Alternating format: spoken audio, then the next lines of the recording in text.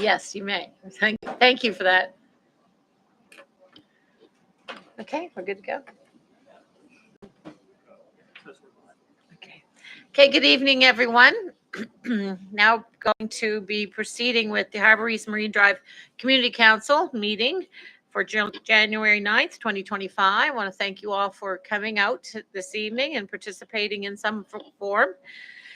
I will call the meeting to order and recognize that Halifax Regional Municipality is located in Mi'kma'ki, the ancestral and traditional lands of the Mi'kmaq people.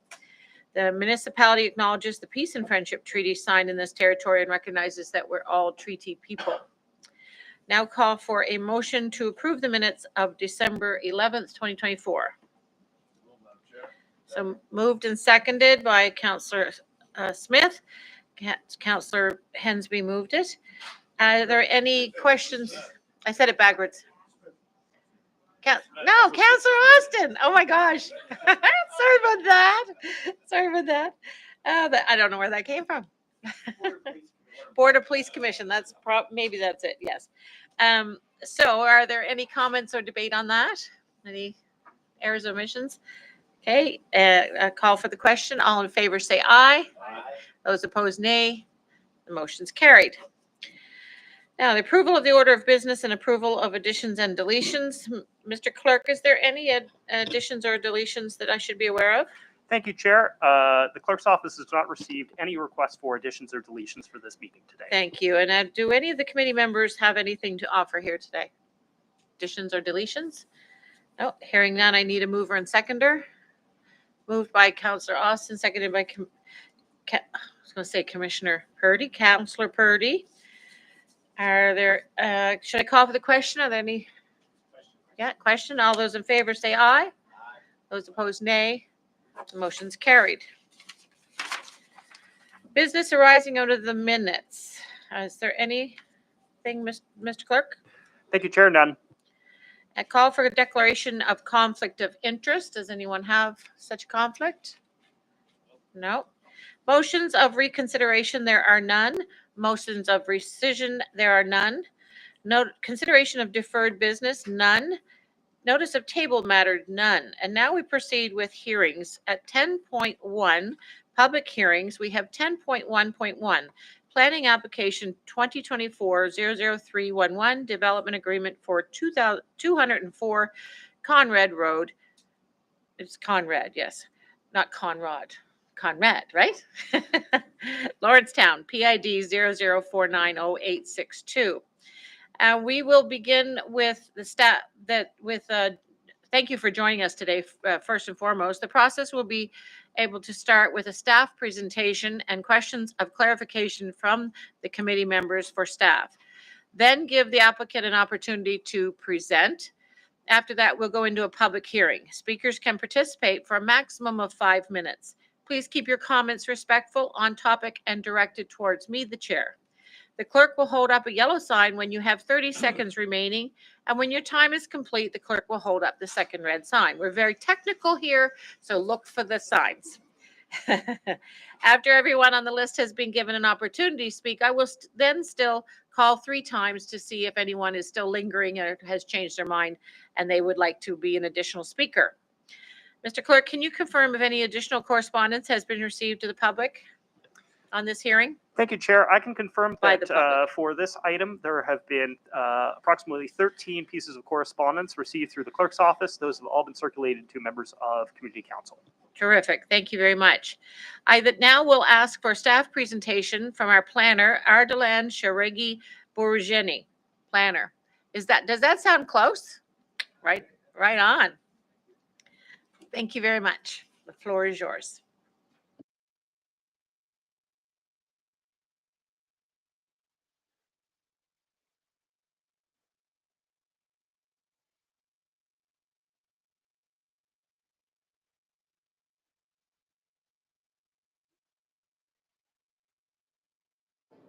Hello? Okay.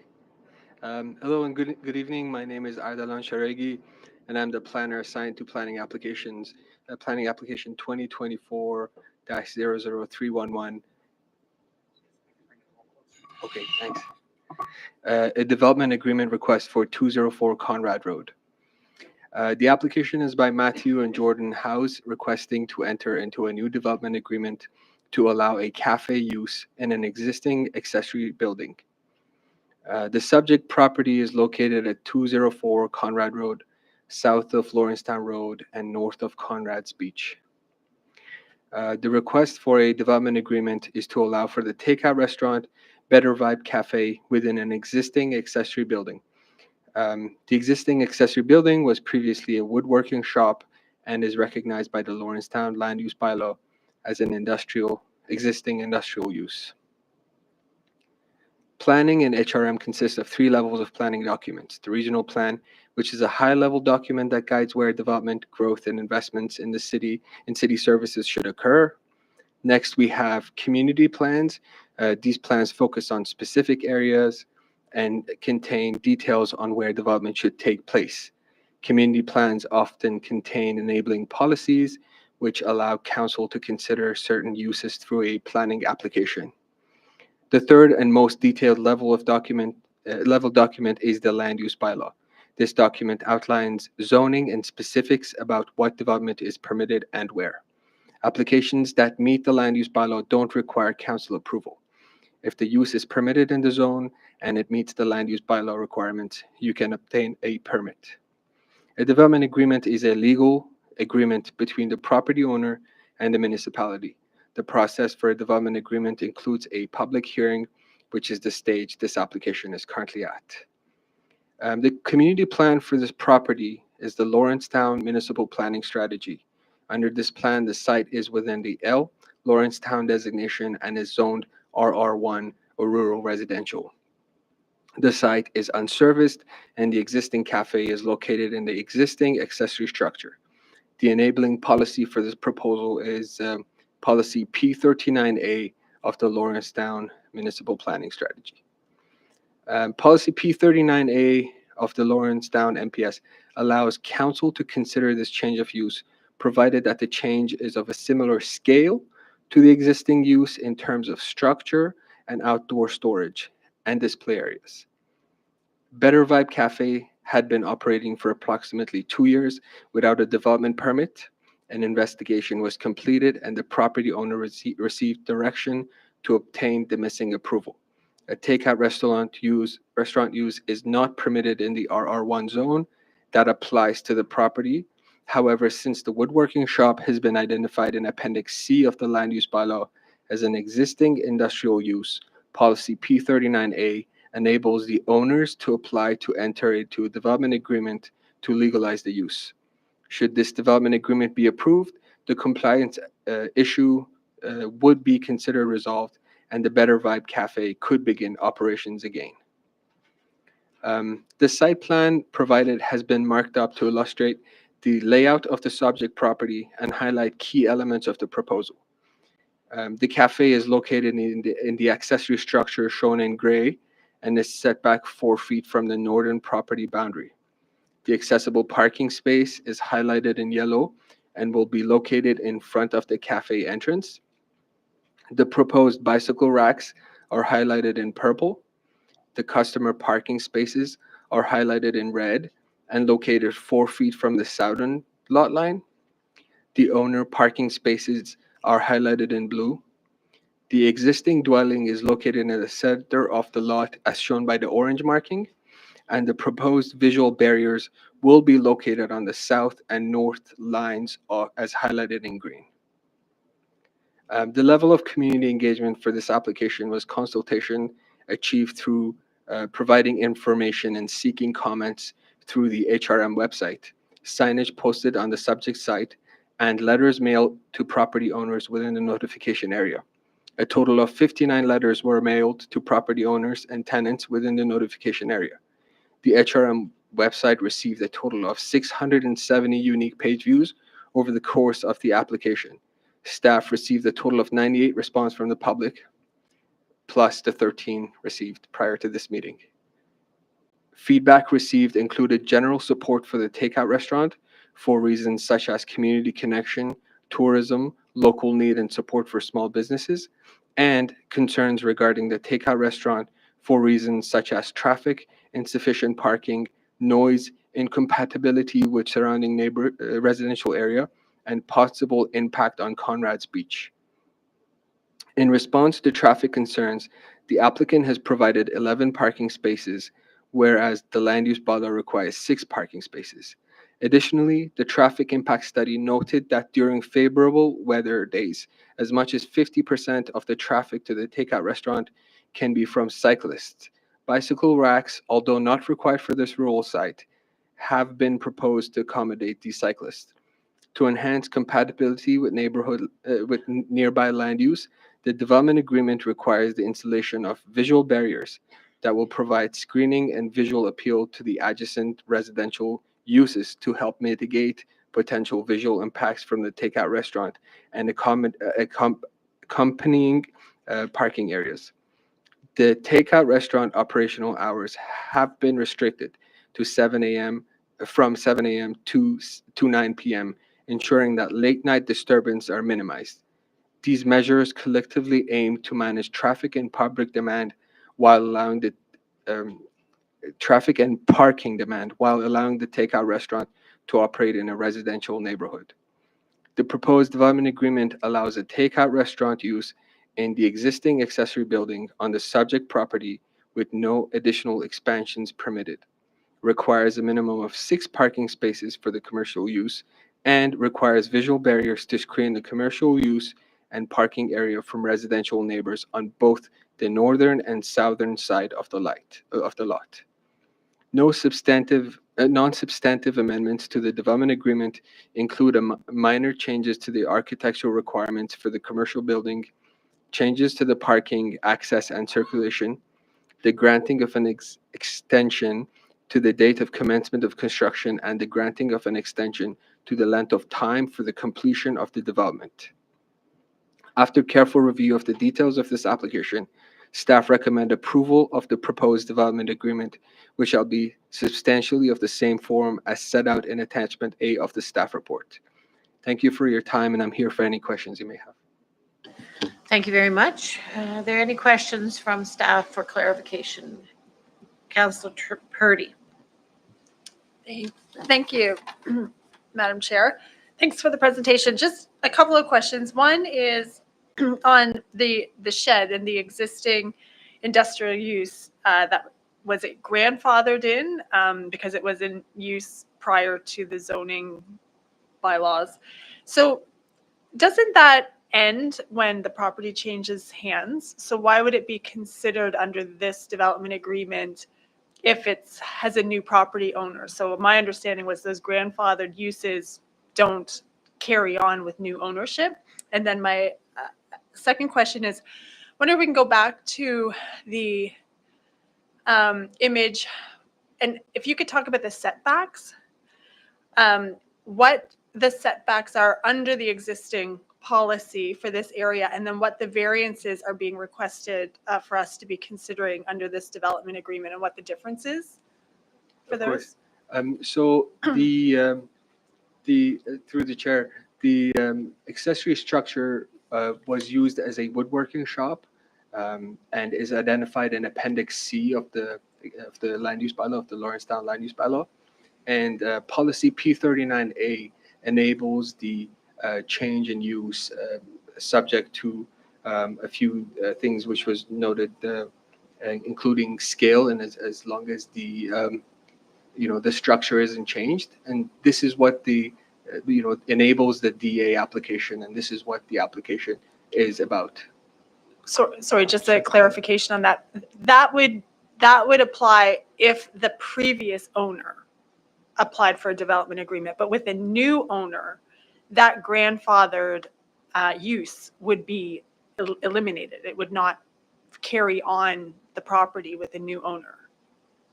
The municipal planning strategy does not talk to change of ownership. It merely talks about the the enabling policy to apply for a change of use should the scale and it says existing use in terms of structure and outdoor storage and display areas. So as long as these are unchanged, then they can, regardless of ownership, they can apply for a change of use. Okay. Okay, thank you. So just the setbacks as well? And the, Oh, yes, and the setbacks is, it's, requirements of the land use bylaw are different and more restrictive than what currently is. But since it is an existing structure and it's not being changed, the setbacks have been the way they are. So that's why they don't need a variance, because, it is what it is, and it's been this way before the land use bylaw. but with the different use of the structure. Right. Yes, the use is changing, but the structure has been identified where it is for the woodworking shop. And so it's just the use that will be changing. So no physical changes will be, done on the lot. And so the setbacks that are the requirements of the zone does not come into play here. And so they Okay. won't need a variance, basically. Okay, thank you. Councillor Mancini.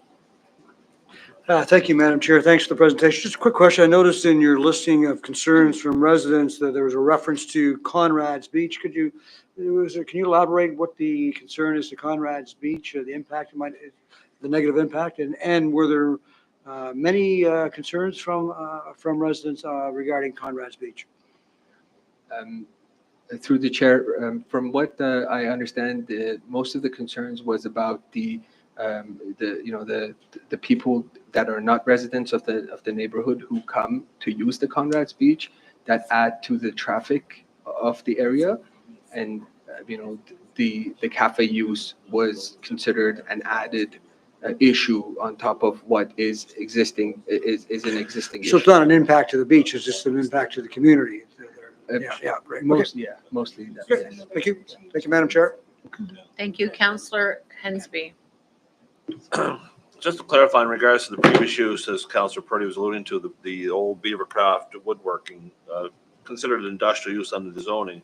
Now, under the local municipal planning strategy, this we would consider more of a light manufacturing and processing activity according to the land use bylaw. So would it be considered almost like a down zoning from the current classification of an industrial use to a more of a light manufacturing and processing facility?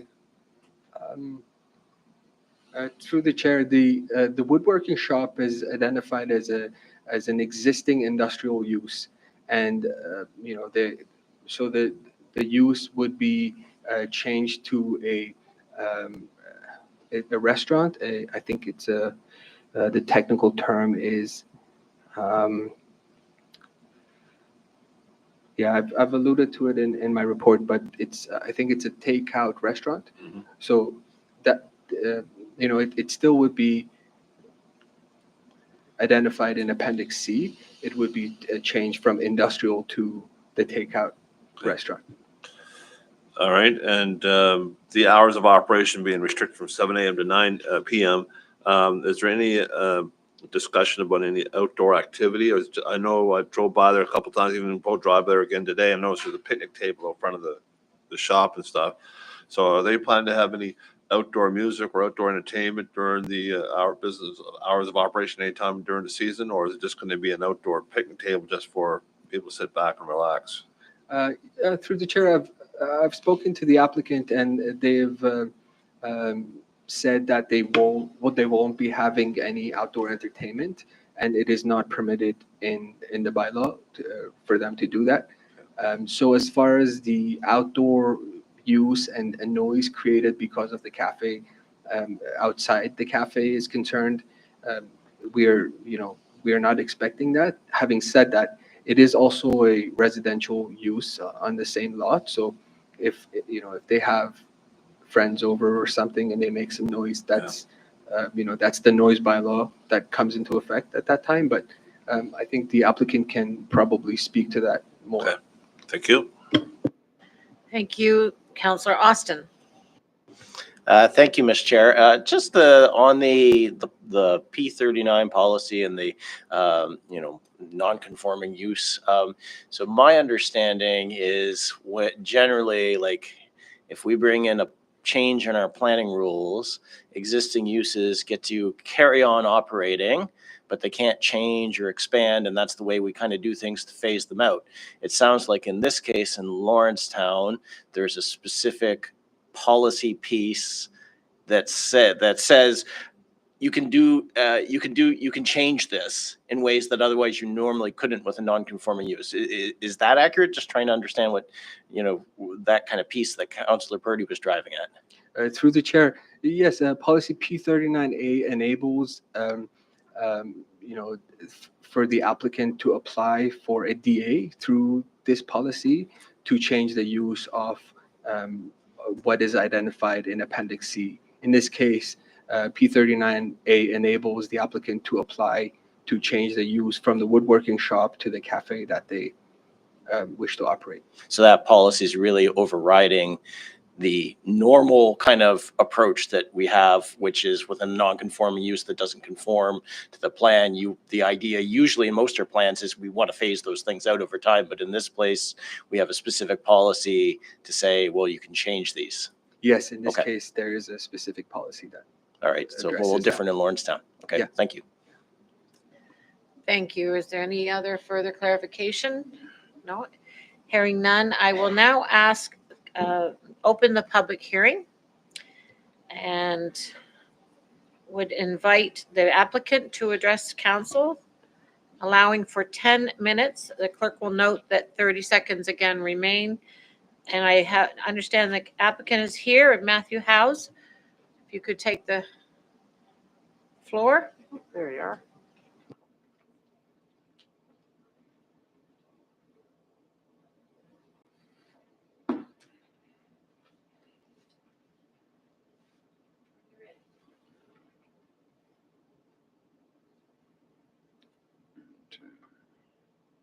Thank you for having me here this evening to hear a planning application. My name is Matthew House.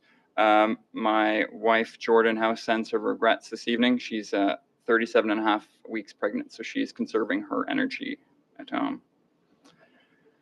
So I'll start with a bit of an introduction about myself. My name's Matt. My wife's name is Jordan. We met in 2019 while serving in the military in Wainwright, Alberta. Jordan gave birth to our son Ezra in April 2020 at the onset of COVID-19. And we had to hunker down for a bit, but then we decided to take a trip across the country to introduce our new family to both sides of our extended family.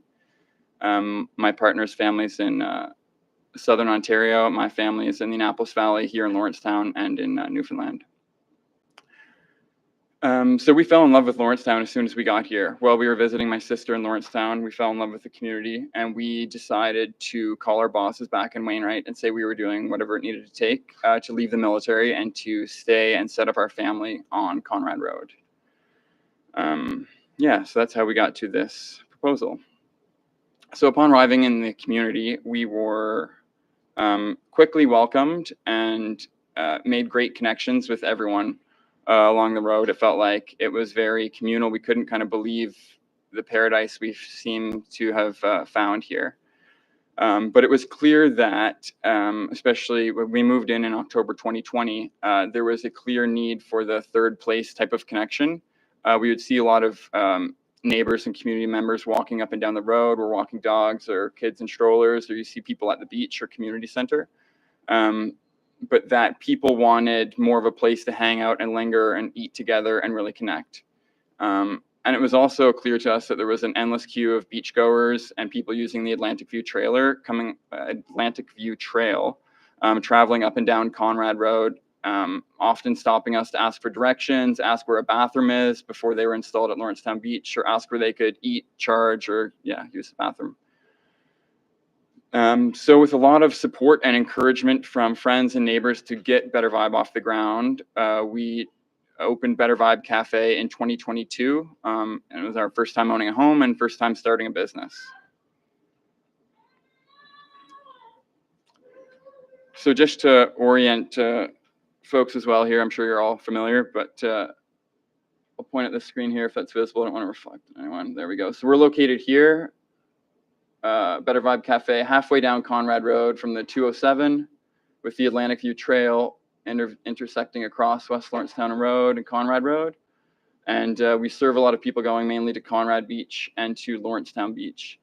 You'll also notice on this map that there's kind of a smattering of small businesses, farms, professional services around the map in the community off West Lawrencetown Road, on Conrad Road itself and on Leslie.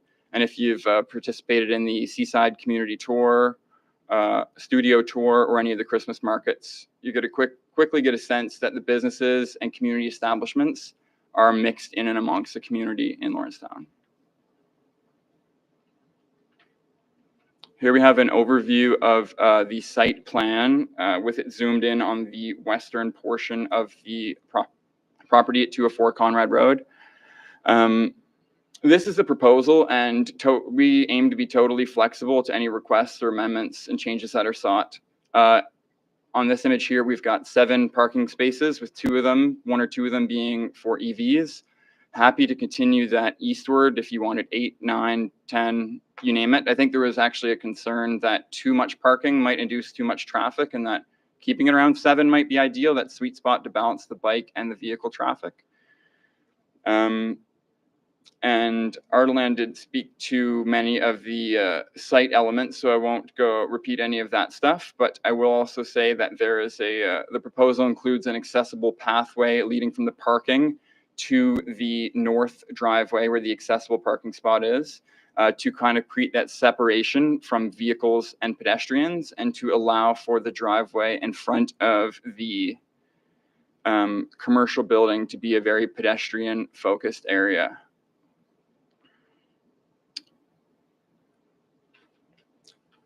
So this is an overview of the square footage of the interior of the shop. So main floor, 110 square feet. That does include the staircase that would be blocked off, not accessible to customers, and kind of just additional storage in the basement. It's not part of the development agreement proposal.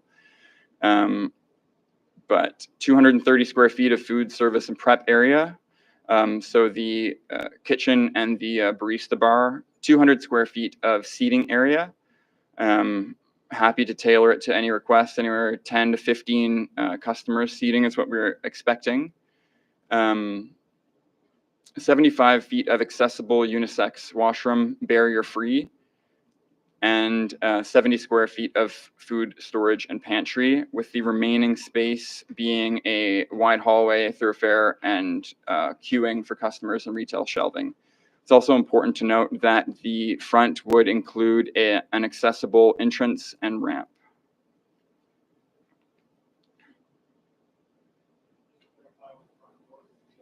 Front door would be on the left center of the square.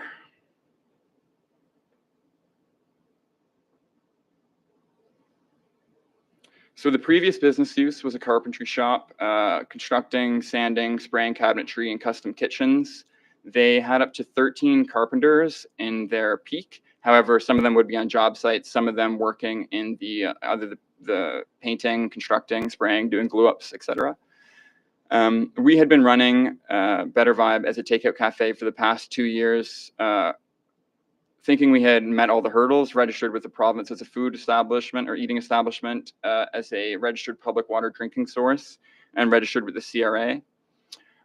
We envision Better Vibe Cafe as a hub for community reconnection, and our cafe will offer a warm, welcoming space to bring people together, all interest groups of any sort, of all ages.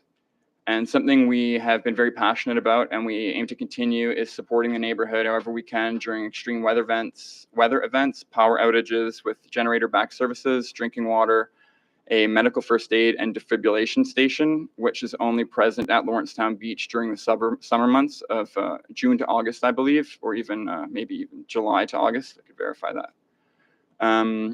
We also provide a free bicycle maintenance station in front of the shop, which has been a savior to many people on the Trans-Canada Trail, the Atlantic View Trail. Many of the people that do cross-country, cross-Canada cycling would stop in to get air tubes or to pump their tires or just to refresh and have a bite to eat and warm up along their way. We have a focus on community, and it has very much felt like a community-backed organization with the idea that we flex to the needs and requests of the community. It's been awesome to see old friends and new friends happen by each other in front of the shop. And we have definitely served the hyper-local community of Conrad Road, people from all over HRM and the Eastern Shore, and it's also been a bit of a destination for tourists. As you can see, so we're at the top of this slide, and on the left hand of this slide, this is us being featured in the Discover Halifax Eastern Shore Roadmap, which you also see has Conrad Beach as the cover photo of the promotional material. We will always be a place that that welcomes everyone, and Better Vibe has been kind of a rebuke of some sorts of how businesses are at times, and it's kind of given us a vehicle to challenge the status quo and do things differently.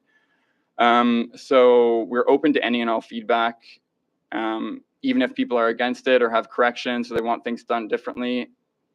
Happy to flex and accommodate where we can and try to find a middle ground. Many of the businesses on the Eastern Shore are in heritage properties, which pose accessibility challenges.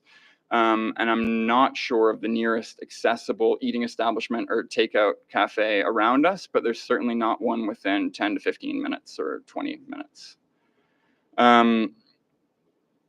Yeah, we've become kind of a staple, I think, of the local business network as well, where many people who run events, try to start businesses or get community initiatives off the ground, meet people, post things on the community board, and just kind of get the word out. We've also been a bit of a haven for people who work from home or provide professional services in the area to do one-on-one client meetings or just to get out of their home office for a bit. Yeah, and as I was saying about kind of challenging the status quo, we're committed to paying a minimum of $20 an hour and paying a minimum of $25 an hour to culinary and NSCC grads.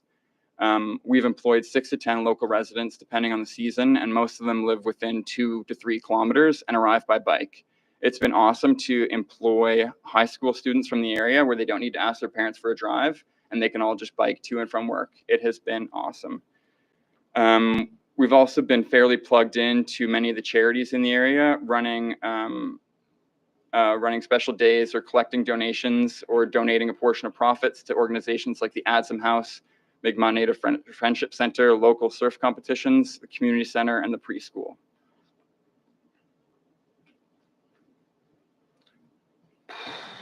Well done. Thank you. Yeah. Well done for the timing, I should Yikes. say. I'm not offering an opinion. Thank you very much. I appreciate that. Just now, we'll offer anyone clarification. Councillor Purdy. Thank you, Madam Chair, and thanks for your presentation. Thank you. I mean, it looks like a spot that any one of us would love. So just a clarification on your operation. Is it seasonal or is it year round?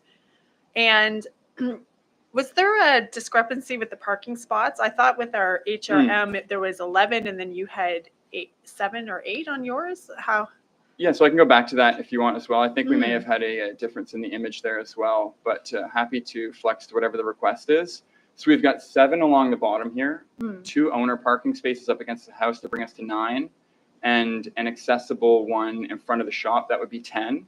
What I am missing from this image is the second electric vehicle parking spot, which I wasn't sure if wanted to be required or requested. And that would take it up to 11. That would take it to 11. I wasn't sure if we wanted more general parking, whereas EV parking could be restricted to only electric vehicles, or a general parking spot that has a charger if you happen to be electric. Happy to flex to the council's request. Okay, and then also on the seasonal or year round. And is there also an Airbnb on this property as well? There's not. We had been doing an Airbnb when we first moved in, registered with the city, registered with the province, and actually advertised with Nova Scotia tourism program when we opened it. We've been closed since August of last year. My in-laws are currently living there to help us with a new baby. Okay, and then is it seasonal? Are you planning on seasonal operations or year-round? We are planning on year-round operation. Okay. All right, thank you. Thank you. Thank you very much. Councillor Austin. Thank you for the presentation. So if I understand things right, you were operating for a while. This kind of planning issue came to light, and then you closed down. Is that correct? Correct. Yes, we've been closed for probably over a year now, or over. Okay. Whenever that came through. So you were operating for about 2 years with the existing parking lot.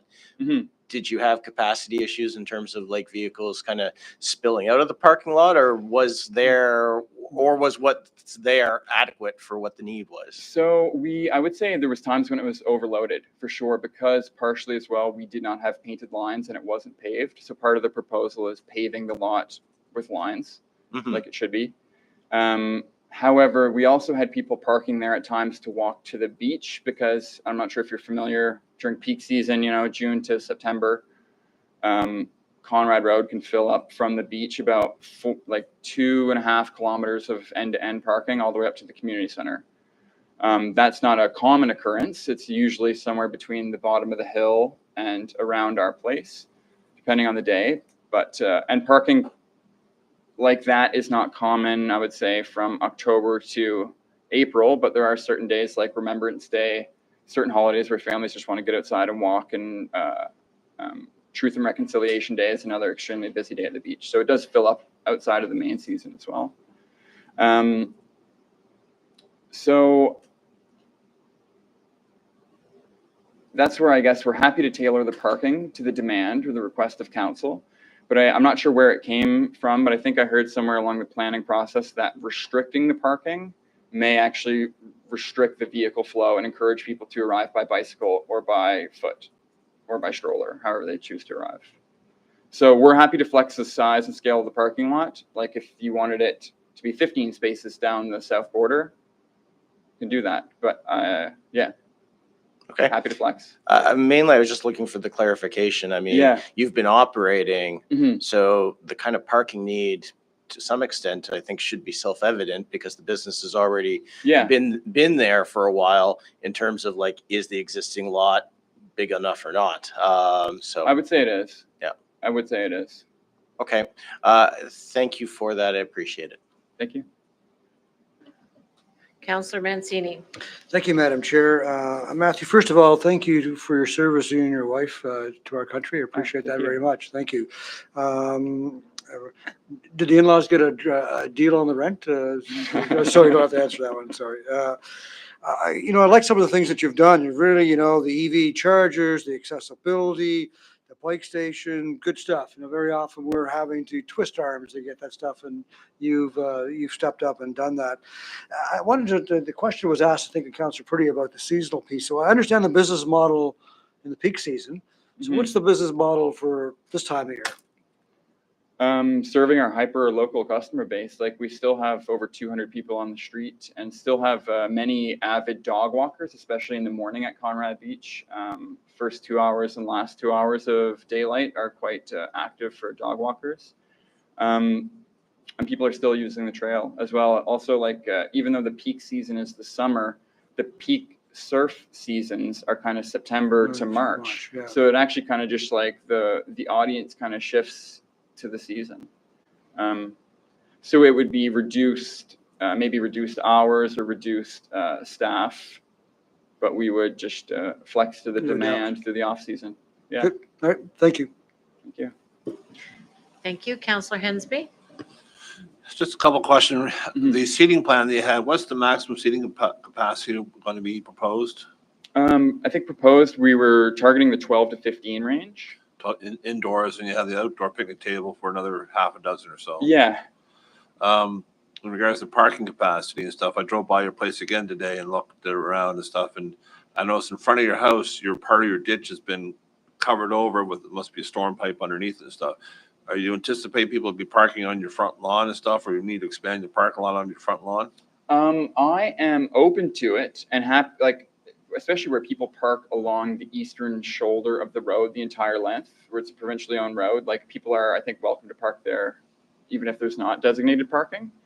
My understanding through working with the staff is that I cannot put paved parking there because it would be half on my land and half in the transport channel for the province. Yeah. So I can't pave it, but if people are going to pull over on the side of the road like they do for the entire length of the road, power to them. The back end of your property, do you have access to the tidal basin there? I do. Any ideas for a possible canoeing, kayak, and stand-up paddleboard operation? No plans for it, for sure. It's definitely pretty mucky back there. You'd be Yeah. prepared to be knee deep in the mud if you're going through it. That's for sure. Yeah. Yeah. Yeah. Just, you have access to the water. Wasn't sure at high tide how pleasant it is, but at low It's tide, not. it's a different Yeah, story. It's not Yeah. pleasant. Okay. All right. Thank you. Thank you. Thank you. And with permission from the members, I'm going to ask a clarifying question from the chair. I'm trying to figure out what that green box is on your slide. Oh, yes. Sorry for not introducing that. That is trying to show the zoomed in view where the Of? small image inset shows the property boundaries. The green, almost rectangle, outlines what is the larger zoomed in area. Okay. Okay. Thank you. Thank you. Okay, you're good? No more questions? Thank you very much. You can go back to wherever you would like to sit. Okay. If you, there may be an opportunity later for you to clarify anything that the public may ask. So Okay, thank you for your with that, time. I now move to the speakers list. I don't have it, so I'm going to move. There we are. Okay. I have the speakers list. The members of the public will be given 5 minutes to address the topic, as I said before. When I call your name, you may come up to the microphone. You can use those at the table. The first 3 speakers are Doreen Fries, Jim Cowison, or Misty Cowison, and Chris Kirby. So it's what Jim or Misty for that particular person that would be called. And then the third is Chris Kirby. So Doreen, thank you.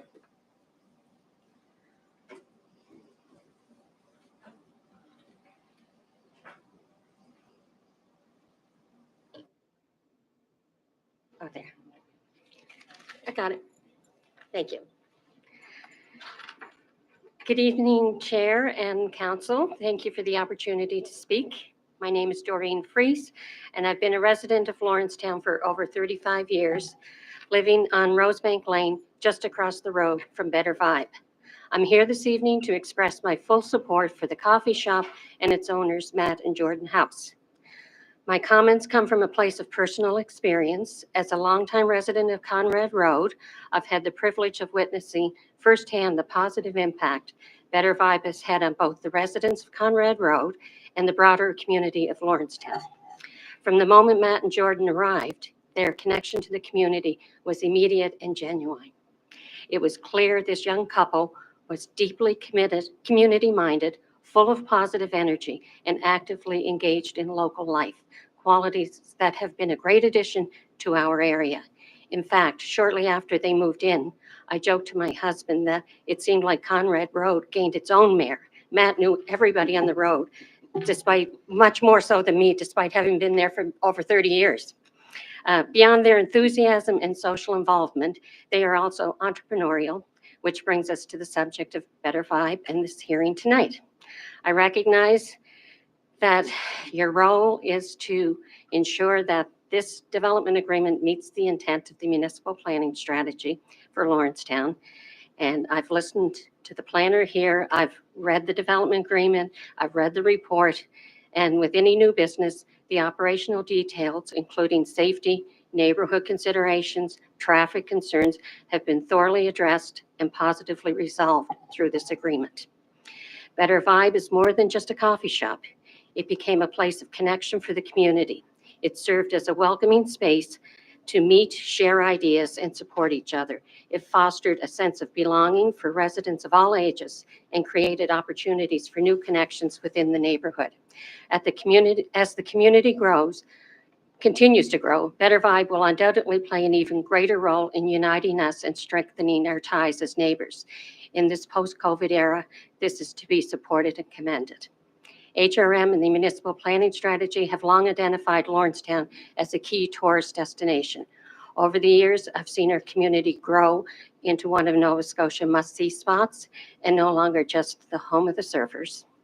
The opening of Better Vibe is a welcome addition to the growing tourism industry, offering visitors a warm and inviting place to enjoy a coffee and reap the benefits of firsthand local tourist recommendations. I urge you to approve this development agreement for Better Vibe. The shop and its owners, Matt and Jordan House, are a true asset to our community, and I'm confident it will further enrich the vibrancy of Lawrencetown as a sought-after destination. Thank you for your time. I have a question for him. Thank you very much. If you wouldn't mind, we have a Yep. question from Councillor Hensby. Thank you very much, Doreen, for coming in. The Freeze Cottage Conclave across the street, I call it. Yes, Rosebank. it's often been referred to as the compound. Yeah, okay, the compound, the complex, whatever. The Airbnb, the short-term rentals and stuff. Do you see that this having this Better Vibe? It's a good amenity for the business across the street. Absolutely, and I can speak firsthand to that experience. We actually had run Airbnb since when I retired 2020, and so our guests at the cottage, we would have a coffee pot and little things in the cottage for when people would arrive. They never touched anything once Better Vibe opened. They were over there, and then they would talk about met the lovely young couple that ran the coffee shop, and it's just a circular, really supportive, positive environment. And just let the Experience. council member know the Freeze compound of cottages was also another one of those pre-existing activities before the municipal planning strategy. So they were there before, like this, but it's also one of those pre-existing services. So, For all. right, thank you. One other question. Sure. The issue about traffic, I've heard a lot of concerns about traffic and parking. Yeah. What was your experience have been? I know the Department of Public Works now, Department of Transportation and Highways, it used to be called, had to put no parking signs on the west side of the road going down just around the bend and to the beach Absolutely. Yeah. because it was getting dangerous for access in and out of the community there. So on those bad parking days, have you seen any problems in that area around the Rosebank area? I've seen certainly congestion, but like in terms of like right where we are, like Matt had mentioned, on the busy days, you're going to get the traffic there, regardless. But like my concern, like Conrad Beach is driving the traffic. Yeah. If the province wants to look at that parking lot down there and put some Yes. investment into that. Maybe, That would probably be the I've best been telling spot. them that for years. so. Yes, well, keep going. All right, Yeah. yeah, and okay, thank you very much. You're welcome. Thank you. Any other questions, clarification? No, thank you very much. Thank you. And now call on Jim or Misty Cowison. Is it Jim? There we go.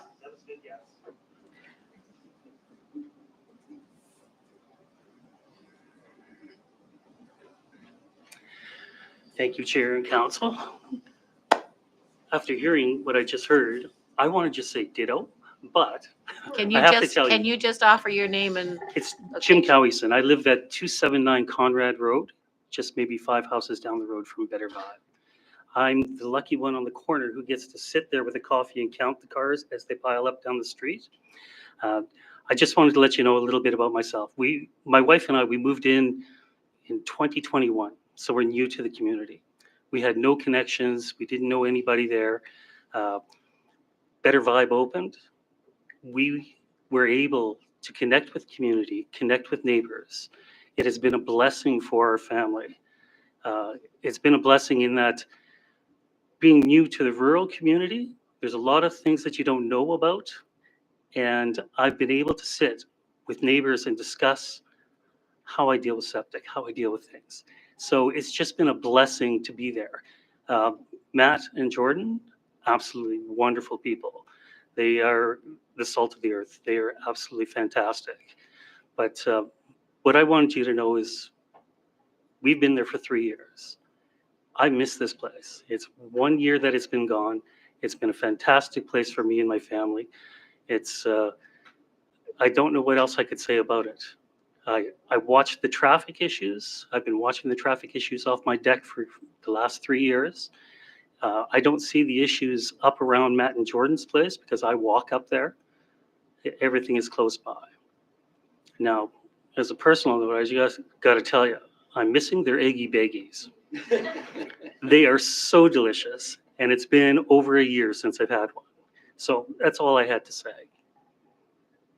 great. Thank you. Thank you very much. Now call Chris Kirby, followed by Alex Duncan, and then Eileen McMullen, I think, or McMillan. So Chris, you have the floor. Just state your name and where you live. Good evening. Thank you for allowing me to speak. My name is Chris Kirby. I live in East Lawrencetown, just up the road from Matt and Jordan, and I'm a freelance music producer, songwriter, and software engineer, and I work from home. I work with a lot of artists and musicians from all over the country, and quite often I host them at my home studio. And when you're working and living together for weeks on end, it's great to have a dependable spot to go refresh and have a treat and just have this community atmosphere to recharge your batteries. And for this, I love taking my clients and collaborators to visit Better Vibe for coffee, snacks, and just that. Their service and their product are second to none as far as I'm concerned, and I think the people who spoke before me, said the same thing. And I personally find them invaluable to my professional network. I can't tell you how many people called me when they drove home, when they got home from working with me after a week, telling me how they missed the coffee that we had every day at Better Vibe. And in my line of work, community is very important. My business, like many others, is nothing without good relationships. And I recognize that the Better Vibe owners, Matt and Jordan, they share the same values of community and relationships that I do. And I appreciate and I admire their community focus. You've already heard many examples of that. But they've been very supportive of my business. I run, as part of what I do, I put on songwriting camps where we pair professional artists, professional songwriters with emerging artists and students. So there's an educational as well as a professional output. And Better Vibe has sponsored these events by providing coffee and food for the duration of the camp, and has really helped my event become a success, and I'm very grateful for that. And I'm really excited to know about the upcoming expansions. Indoor seating will offer me a great place to work when I need to be alone or get out of the house, have my meetings, entertain clients, collaborators, maybe meet some new ones, and just generally speaking, engage with the community, because I work in my basement, and this is my best opportunity to get out and remind people that I'm here. And as I understand it, the expansion will make Better Vibe the only accessible coffee shop in Lawrencetown. So I believe that's a great asset. And I have some clients that will be very happy about that. And that's another example of Matt and Jordan's commitment to offer a great experience to as many people as they can. So I encourage you to support the team behind Better Vibe. Matt and Jordan are two of the most hardworking, considerate, positive people that I know. And I look forward to watching their dream grow as they continue to inspire our neighbors and visitors alike. Thank you very much. Thank you very much, Chris. Now call on Alex Duncan, followed by Eileen McMullen and Carolyn Ingram. Good evening, Chair, Council. Thank you for your time. I'm going to reiterate what you've already heard very quickly. My name is Alexander Duncan. I live in East Lawrencetown, where I'm proud to raise my young family and run a organizational psychology practice. I wholeheartedly offer my support for Jordan and Matthew's proposal. When my family and I moved to the area from Ontario in 2023, we became frequent customers of the Better Vibes Cafe. We were so glad to find the incredibly warm and welcoming community hub they created. As an organizational psychologist, I study and teach the traits of the best values-based organizations around the world. I was blown away to find one of those organizations in small East Lawrencetown, in the cafe that Jordan and Matt are running. It's been an honor getting to know them and to see them implement this noble business philosophy. Matt and Jordan are the kind of motivated, caring entrepreneurs that any small Canadian community would do anything to have. They are both Canadian military veterans who dedicated years of their lives to serving our country. When they moved to Lawrencetown, not only did they have the courage to start a small business, but they decided to do everything they could to run that business in a way that would show their commitment and appreciation to the community. To highlight their impact, they generate economic growth in our community and source locally. They attract tourists and host them in a way that represents the best of what Nova Scotia is known for. They offer world-class products that bring in repeat customers from HRM who use the cafe as a stopping point for day trips to our beaches. They employ locals and pay them well above the minimum wage. They make charitable donations and volunteer their time to other organizations and causes in the Eastern Shore. Most importantly, they are leaders and entrepreneurs of integrity and the highest moral character. They are open-minded and always willing to adapt to what is required by the city and the community to ensure their business has a net positive impact. They are committed to the community and have decided to raise their growing young family here. If this proposal to expand their business is approved, they will be able to have an even greater impact on the region for many years to come. And like the previous speaker said, for the last year, I have desperately missed this place, not only for the incredible products, but for that sense of community and all the people that I would meet. And in terms of one of the questions about how this would run year round, I live about 15 kilometers away, and everybody in my part of East Lawrencetown, like me, will easily drive there in 5 minutes. We will be there year round, and this will be a very popular place year round. Thank you very much. Thank you very much, Alex.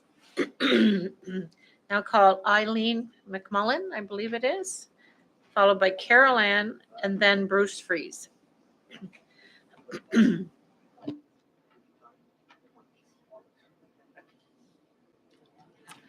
Hi, I'm Eileen McMullen, and I live at 194 Conrad Road, the property adjacent to 204 Conrad Road, adjacent to the cafe. And I take issue with everything that's in the proposal, and I have addressed it with a letter that I sent to council. And I can't address everything here in 5 minutes, but there are a lot of inaccuracies and misleading information in that proposal. One thing is the parking. The cafe operated illegally for almost 2 years, and they used it was with a commercial activity that was prohibited because the previous was low industry, and so that was a significant change. And within that 2 years, it was illegal, but I got to see what it was like to live next door to the cafe. It was a total intrusion of my privacy and a total invasion of my privacy. People parked in front of my yard. I would say that there was about 85% of the people who went to the cafe did not use the parking lot. They parked in front of our home because it was easier. It was a shortcut to cafe. The full frontage of my home had cars lined up, and that was morning to night. So I had no privacy. There would be people walking down the driveway adjacent to my driveway. There would be noise. There would be visual barriers are only a Band-Aid. They don't hide the noise. They don't offer our privacy. Let's see how to cover everything. If you're talking about grandfathering something, in my mind, a grandfather, if you have a building, it's going to be a similar business. Well, the previous one was low industry part-time. This business is commercial full-time from 7 a.m. to 9 p.m. Now, if we want to talk hours, 7 a.m., 9 p.m., 7 days a week, that's a total invasion of my privacy. It's all the waking hours. It's when people are awake and active. Otherwise, you're sleeping. So when do we get to enjoy our privacy? And my husband and I have lived there for over 42 years, and we live there because it's residential. We don't want a commercial entity next door to us. That's not what we wanted. That's not why we're there. No, all the other people who are coming up here saying about how great it is, it's because they don't live right next door to the cafe. I do. I have experience of what it's like. If you want a cafe, put it someplace else, but not next door to me. And the bylaws say that the side yard has to be 20 feet. Well, their building is 4 feet from my line. So 4 feet, I have strangers standing 4 feet from my line day and night. And then if you're going to have indoor seating and everything, is that going to attract undesirables that we don't want in our area? Who knows? That's possible. The building is non-compliant. It was non-compliant because it was erected before the bylaws. And allowing a non-compliant building is furthering an injustice, a violation. Why would you allow a violation to continue? It's non-compliant. It has to be 20 feet from my boundary line. Also, they trespass on my property. There's visual, there's audible activity. Let's see, I wasn't prepared to speak tonight because I had submitted this. I thought that was sufficient, but anyway, I guess not. The drive-by vehicles, that's misleading. The vehicles in front of her property have increased. The vehicle traffic has significantly increased in our home. The parking lot was not used, about 85%. It's not used. And so if it wasn't used for 2 years, how is it going to be used from now on? 7 days a week. The hours of operation, it's ludicrous to think that is giving us peace, so that we have some peace and no disturbance by limiting it to 7 a.m. to 9 p.m. So I guess I have to wrap up, but I take issue with everything. And I think, where are my rights?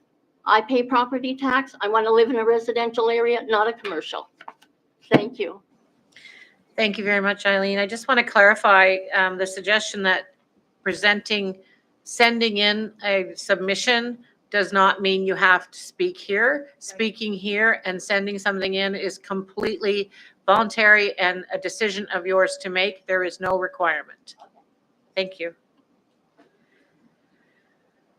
Now call on Carol Ann, followed by Bruce, and then Bruce would be the last speaker on my list. After that, I will make some calls to if anyone else would like to speak.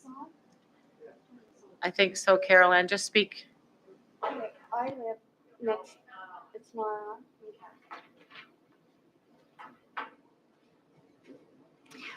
I live at 184 Conrad Road, myself, Eileen, and then Better Vibe. I can contest to all the traffic that parks in front of my home and Eileen's home. This woman would have to get up at 7 o'clock in the morning, sometimes 6, to put pylons out so that people don't park in front of our homes. For 2 years, traffic was just coming and going and stopping. I was home trying to recoup from freaking cancer. I had to go out and tell people to get away from my house because every time a car door slammed or people were walking around, my dogs would alert me. So much for my recouping. I didn't get a chance.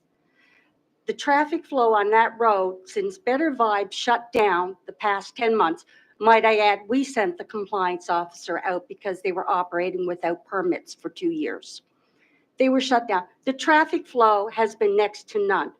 2 days this past summer, it was lined up. Yes, I've lived out on Conrad Road. My husband's been there for 31 years. The traffic flow is not nearly as what it would be when the cafe is open. I've been insulted. Eileen has been insulted by people telling us we're not good for business. She had to verbally fight off people from trespassing on her property. You tell me that's a Better Vibe for us? These are senior citizens who live there and deserve the right to live out and retire in their homes in a residential area.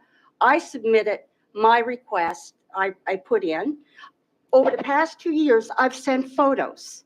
I've sent in all kinds of reports showing what's happening on Conrad Road, but I wasn't listened to. I looked for resolutions for the parking. Nothing was ever done. Our rights are totally violated. We're private property owners and we deserve to stay a private property owner and have our rights respected. So you can read my letter that I sent in as well.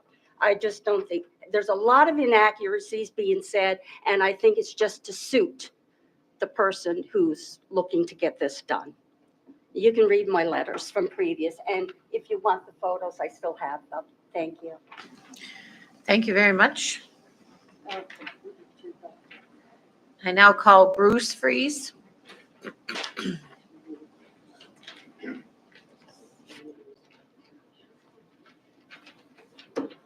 Good evening, Chair and Council. My name is Bruce Fries.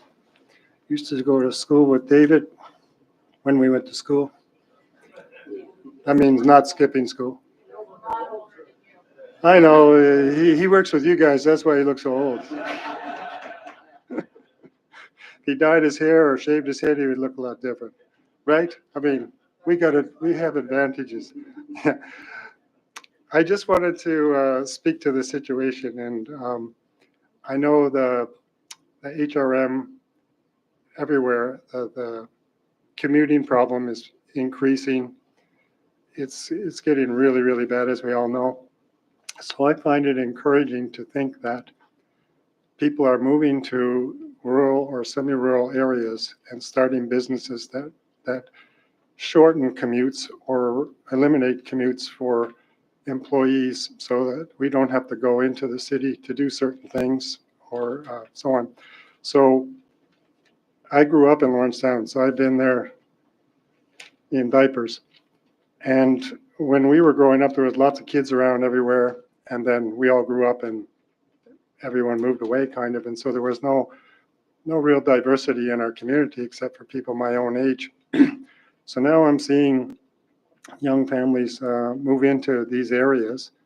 And a lot of them are fairly entrepreneurial and they are able to start businesses that work from home.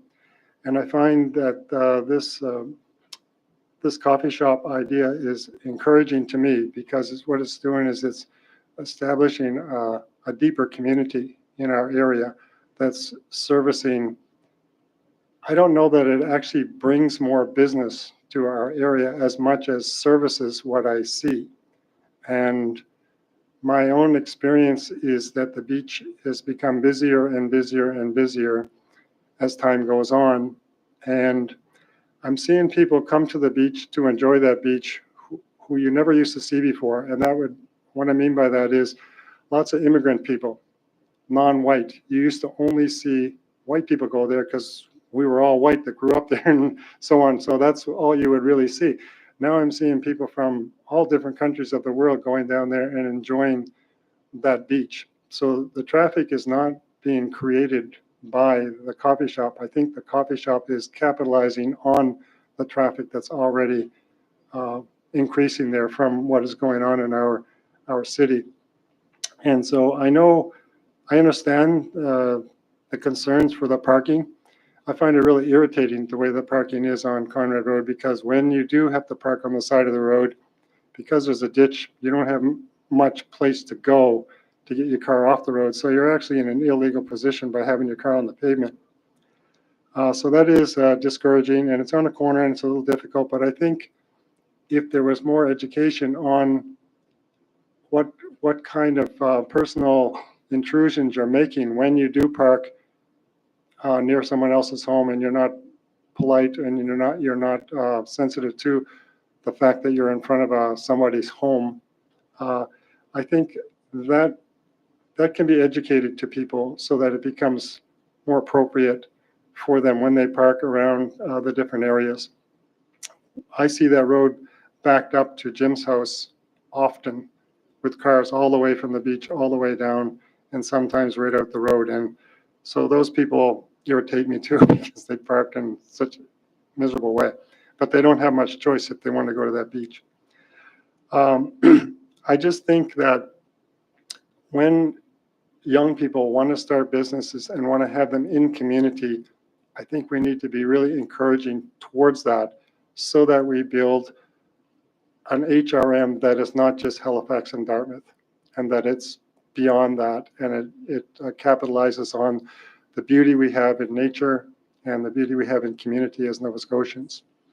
So that's all I really wanted to say. I just want to thank you for the opportunity. Thank you very much, Bruce. Seeing no further names on the speakers list.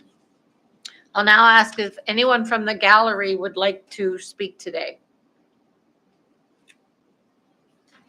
I'll ask again, is there anyone who would like to speak today? I'll ask for a third and final time. Is there anyone who would like to speak? Okay, thank you very much. The applicant now has 5 minutes to respond to any points raised by the speakers if you would like. Okay, come forward then, please.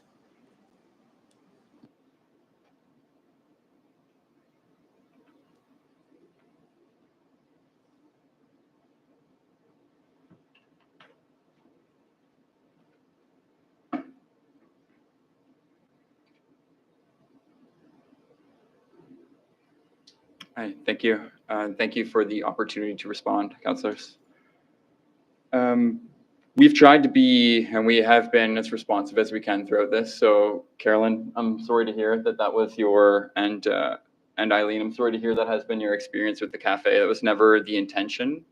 And I understand that the parking is frustrating, certainly at times, and I guess how public the street is by nature of being the access road to the beach. I think, and I've spoken with Arlen about this in the plan, that additional wayfinding to the parking and signage on the road could certainly help with access to know that the parking lot is coming up and where to turn to park.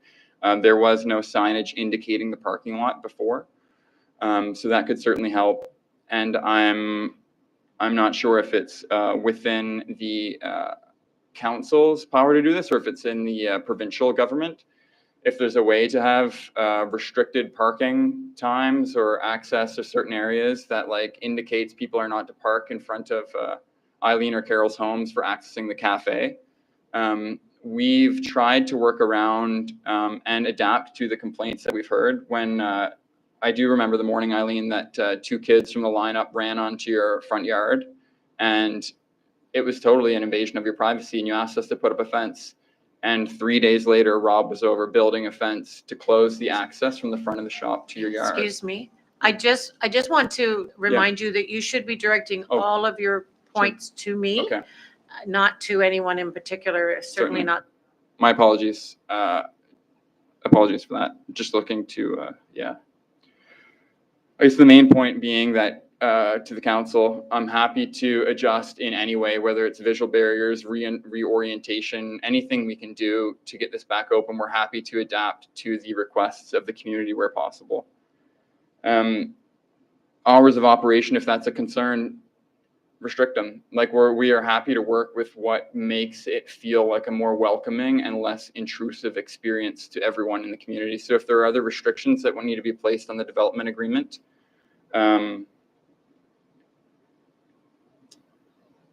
happy to work with those.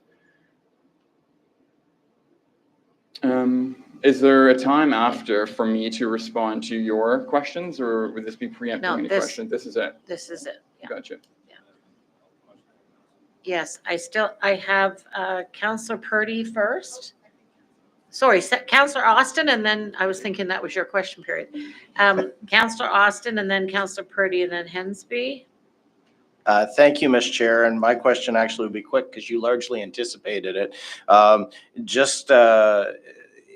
The application here, like there's no requirement, the way I'm understanding it, for parking lot signage, but it seemed to me a simple issue of wayfinding. If people are like, just kind of looking at it here on the phone, if people are parking in front of the one house and not proceeding further on to where the parking lot is, the parking lot really needs better signage to direct people to go to that spot rather than, just pulling over on the side of the road and taking the shortest, most obvious path from A to B. So is that something that you're willing to do?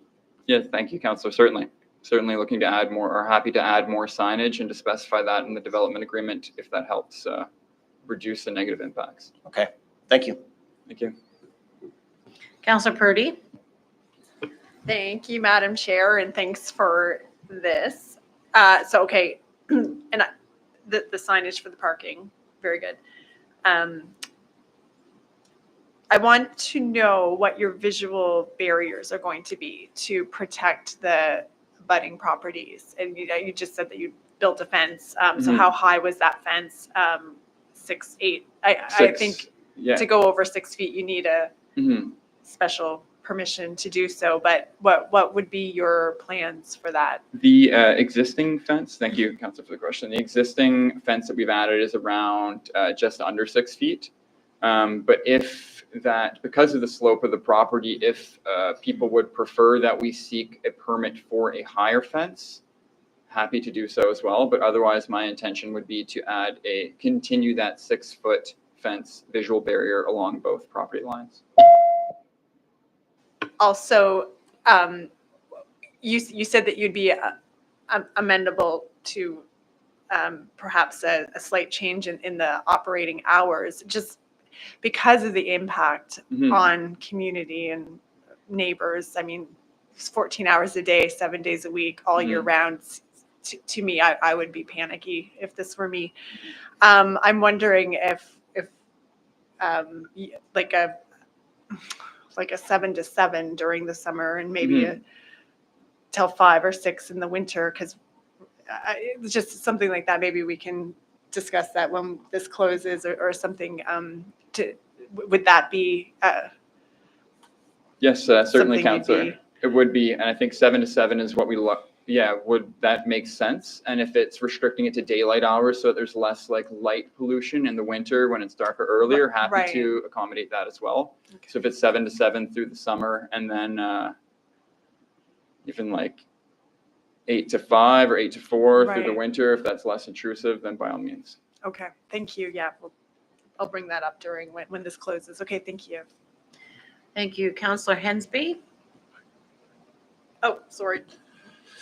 Just to clarify, you were operating 7 to 7 initially, right? 7 to 7, yes, Councillor. But we did, in trying to figure things out, we probably changed our hours about every month or two, and just trying to find out what made sense as well. Your fence, is it a solid fence, chain link fence? What type of fence was it? It is a solid fence of pressure-treated lumber with horizontal boards with probably an 1/8 of an inch gap between the boards. Thank you.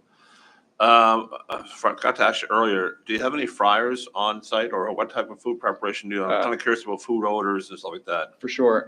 There are no fat fryers, gas or electric. The appliances are all electric. It is a convection bakery oven, a panini press, an espresso machine, a soft serve machine, and a conveyor toaster. Do you do any on-site roasting of coffee beans? No. Okay. What's your plan for your organic waste control? Because there's been issues of rodents in the past when the farms used to be in the area. And what about garbage and litter issues? That's one of the problems we have at the beach now is the lack of receptacles and people littering and stuff and left behind. What plan of action to control the litter issues? Thank you. So in the site plan, I believe we did outline garbage receptacles in front of the shop at the end of the parking lot. So on kind of each access to the property, there would be a garbage receptacle. Whether those are permanent in place, or if it'd be preferred that they be moved and kind of contained inside of an area when the business is not open. It hasn't really been an issue for us. I guess maybe because there are other farms, it's like there's less of a focus on us where the pests do have access to farm land. And any of your takeout cups or bags, do you have any branding marks on them? Like I see the BV. Yeah, we do have branded sleeves. Branded sleeves on white cups. We've also gone through different materials in getting started. Oh, just leading to in regards to future extended producer responsibilities. If you find your litter being scattered on the beach area, what responsibility do you think you have for cleaning that up? I would certainly hold ourselves responsible and our customers, and whether that's like committing to staff hours, I would be happy to pay a staff member to go take a walk on the beach if that meant closing their shift well and making sure that the beach was clean. But I would say that we certainly see a lot more Meza and Tim Hortons at all the public parks than we do Better Five stuff. And we were happy to add signage to the front of the shop or indicator or return program if you would prefer to see that like a mason jar or more permanent drinking receptacles that have to be returned for a deposit at the shop. With all the dog walking and all the horses in the area, I assume you're going to be having a watering station for the dogs. Correct, yes. What about a hitching post for the horses? We have had horses pull up to the shop. No, there are quite a bit of horses in this area, and I just want to let you know that it is a reality of the rural life that people still use horses, especially around the corner. There's a large horse compound. Yeah. Well, we don't have any stagecoaches down there anymore, but anyway, I'm just saying the hitching post might be a necessary thing to have.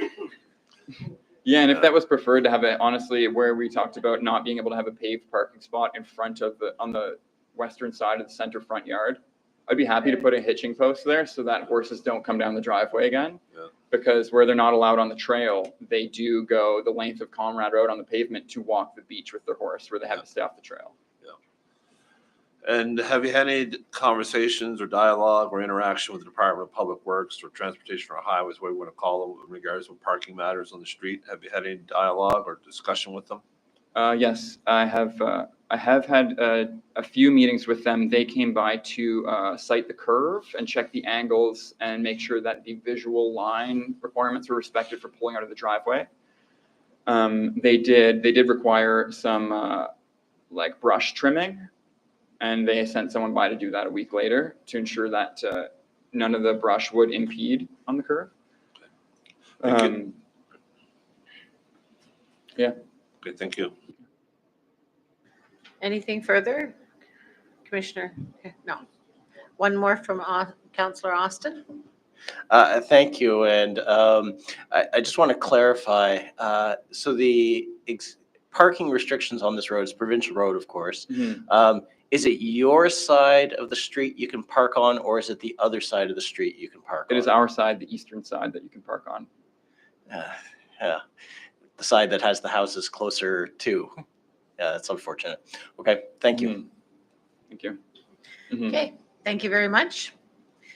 Now ask for a motion to close public hearing. So moved by Councillor Austin, seconded by Councillor Purdy. Thank you. And now I'll ask staff if there is anything you would like to clarify before a motion is put on the floor. No? Okay, no. And do you, members of council, yes, of council, would you like to? Councillor Austin has a point of clarification for staff. Yeah, if they will come Could forward. you come forward, please?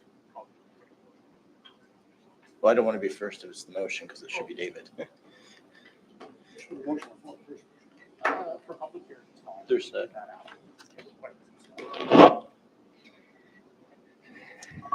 Thank you. Go ahead, Councillor Austin. Thank you, Ms. Chair. So the question I have is just around the provisions development agreement, like the conversation there about the parking wayfinding piece. Is that something that can be put into that, or does that just derail the whole thing, or?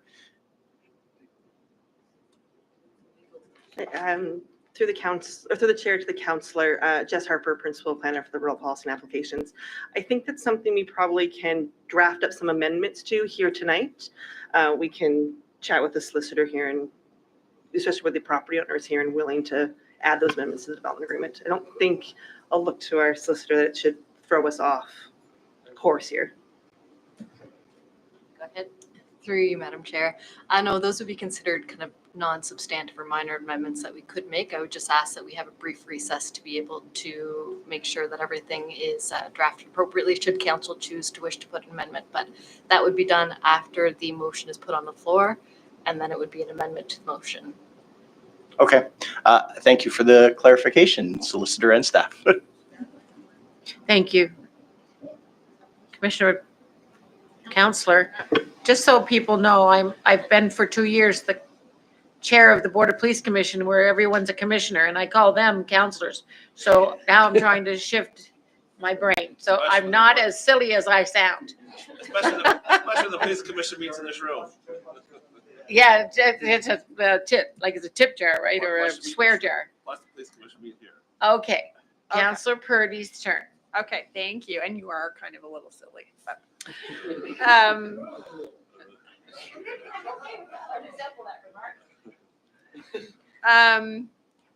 so on the piece of the time of allowed opening of the business, would that also fall under the same type of amendment?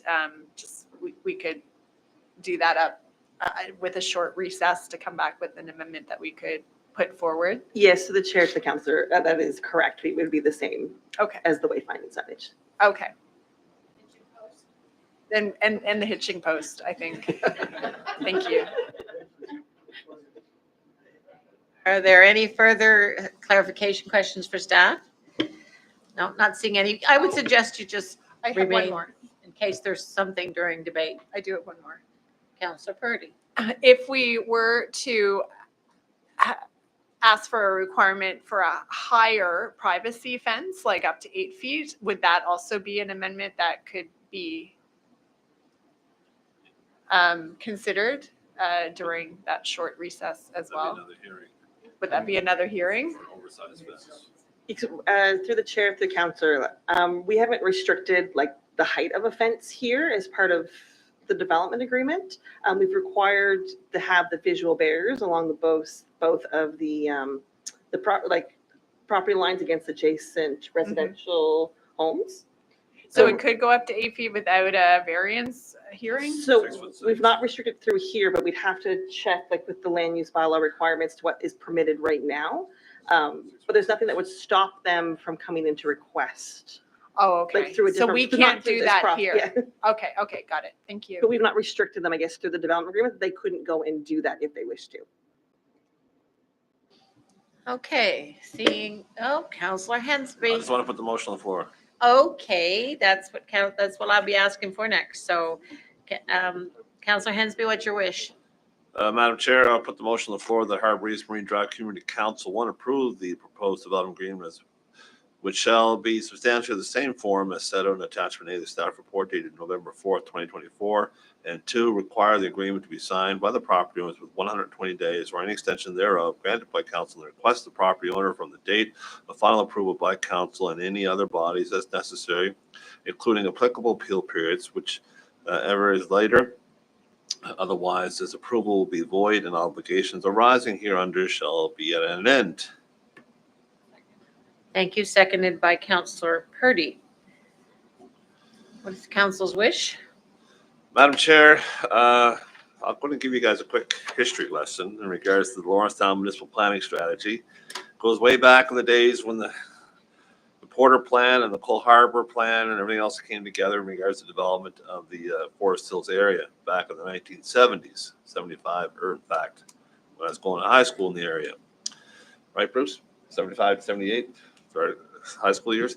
Anyway, back in the days, Lawrencetown did not have approval of what's going on in Cole Harbour. They wanted to have their own municipal planning strategy. So that's what happened back in 1975 to 78. And they finally got one developed. Took almost 20 years, 15 to 20 years to do it. So in 1983, they finally adopted a municipal planning strategy. And so therefore, it finally got approved in 1990. And in that time, they recognized all the pre-existing businesses that were on the Lawrencetown communities. And therefore, when we talk about non-compliance, the buildings were there before the zonings came in. So therefore, being 4 feet or 20 feet from a property line didn't matter because the building existed where it was as is. And then when the laws came in, you're not supposed to move the building to make it compliant. It was not compliant because the new rules require it, but it doesn't mean the building is not compliant. It's been grandfathered to be there as it was. Also, they had at the time the foresight to allow businesses with a clause in the agreement to allow for a possible change of use. They were listed as a pre-existing activity, but allowed for opportunities for reuse of the property. This is, I believe, the third property we've seen recently where we've been rezoning. One of them was the old Heinz antique craft store on the main road, which has now become the Lawrencetown Surf Shop. So that's one example right off the top. There's a couple others I can't remember off the top of my head, but these were allowing for a change of operation or change of use in regards to the activity. I think it's important that we heard from the residents. I've heard from Ms. McMullen and Ms. Powers in the past about the traffic issues. I brought it to the Department of Transportation, or now Public Works, attention about that, trying to control some of the parking. The issue was they provided parking, no parking restriction along the west side of the street, going from the bend of the road down to the beach, trying to ensure there's always been access for traffic to and from the beach for emergency vehicles and residents and tourists alike. But now that is stretching up even further to this area. So as a part of, after this discussion, this motion, I'll be asking that perhaps a request also, we should write to the Department of Public Works Provincial to see if they may look at the extension of no parking signs further on the western side to ensure there is no double parking in that section of roadway because of the lack of parking area. Conrad Road is a public road, a public provincial road. We don't have jurisdiction or authority over the enforcement of rules or regulations there, but I'm glad the Department of Transportation has been out to check the sight lines and improve the site visibility with the mowing of some of the hedging and stuff. But as it moves forward, I would hope that the applicant be cognizant of the concerns of the neighbors in regards to the parking matters. Better signage for parking direction would be highly recommended to encourage people not to park in front of neighbors. And also I think the discussion about the adjustment of hours from 7 to 9, perhaps to 7 to 7 during the spring, summer, fall, and maybe lesser hours in the wintertime because it's for reasonable expectations for some quiet enjoyment and stuff. With everything being said here today, I'll be supporting the application as put forward with some slight amendments in regards to the hours of operation and encouraging the province to put more no parking sign on the west side. And I encourage the developer the property owner to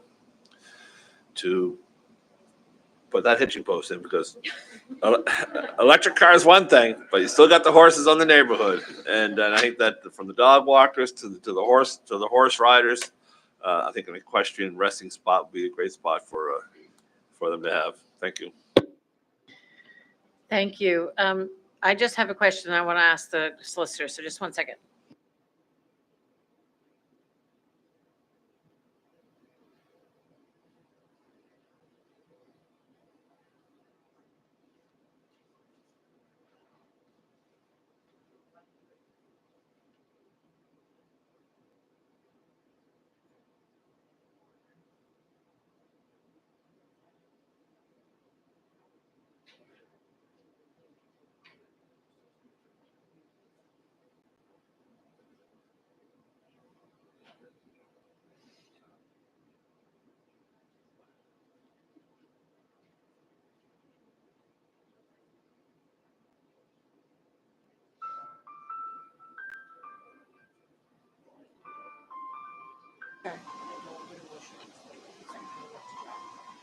Okay.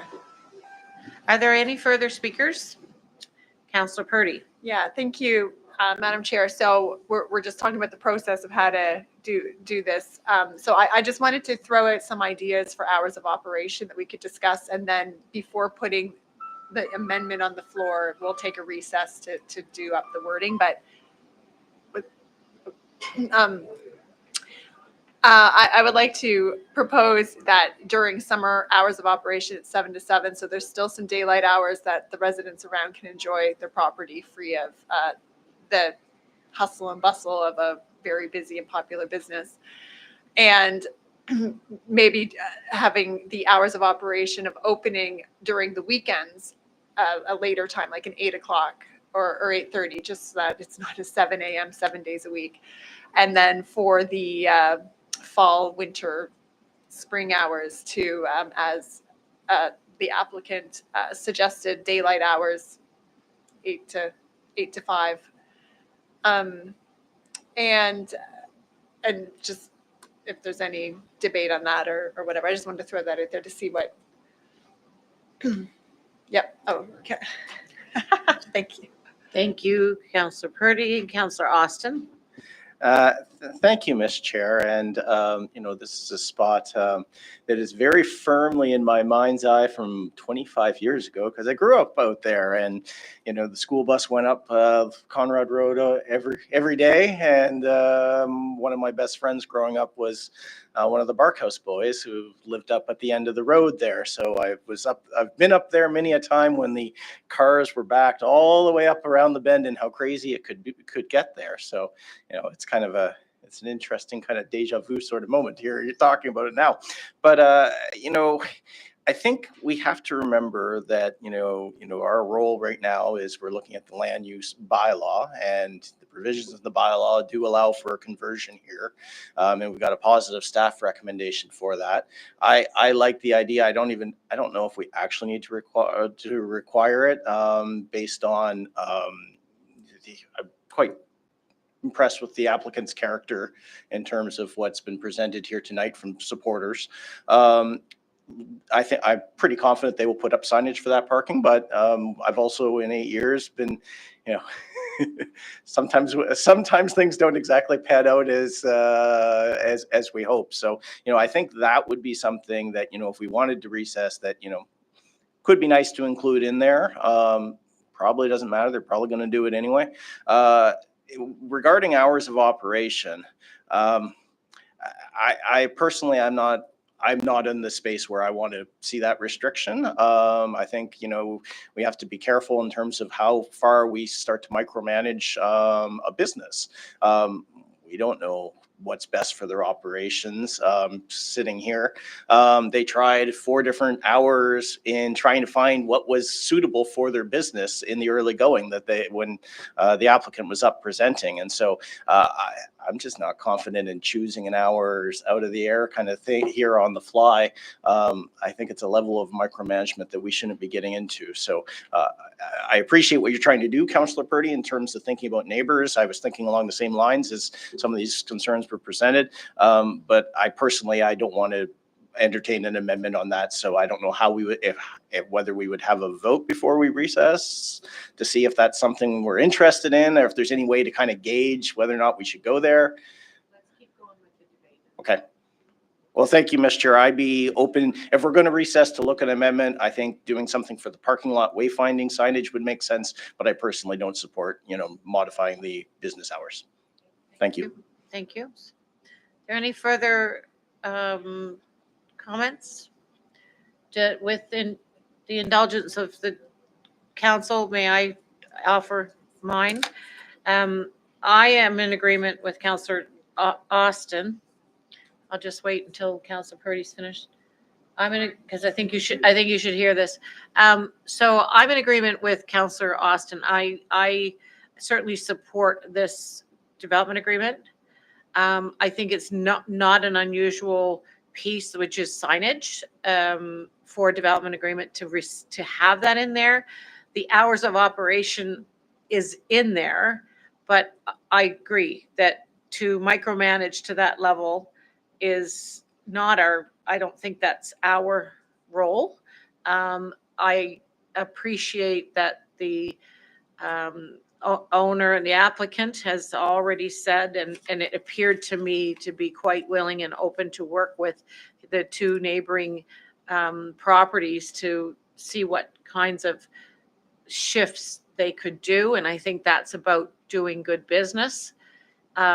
So I would encourage that if this gets approved, and I'm certainly supporting it, I would encourage that applicant to follow through with that. It's in your best interest as well as the community. So working with your neighbors. I'm going to leave it there, and I think I certainly could support an amendment of some version, because we won't know until after we've taken a break. The way signage. I don't think there was anything. Oh, well, I'll support the hitching post. I love him for doing that, actually. So yes, Councillor Purdy. Thank you, Madam Chair. So I still would like to see an amendment for the business hours, because we are the last line of defense for residents. And because of the loophole in the land use bylaws that this is allowed to be considered for a development agreement under the non-conforming use. I mean, I just think that we are the last line of defense for the residences who are going to be impacted the most for this. And so I still think that it's my due diligence to do that for the residents who are there. So I would like to go ahead with the amendment for the hour reductions. So I'm going to suggest that we go to a recess. We have our planning staff here that will work on some wording for, or some agreement on what an amendment could look like with the applicant. And we have our legal team that will work on the wording with you. So we're going to take a 10-minute, and that gives us also, what? Councillors. Yes, we need to clarify that because this is still not decided, that councillors should not chat with each other about what we have unless it's in the public here realm. So you'll have an opportunity to speak to each other about it when we come back. So, or yeah, we can't speak to you as the public either. That all has to be on public record that we're here. So we'll take a 10-minute break and come back at 10 minutes to 7. Thank you.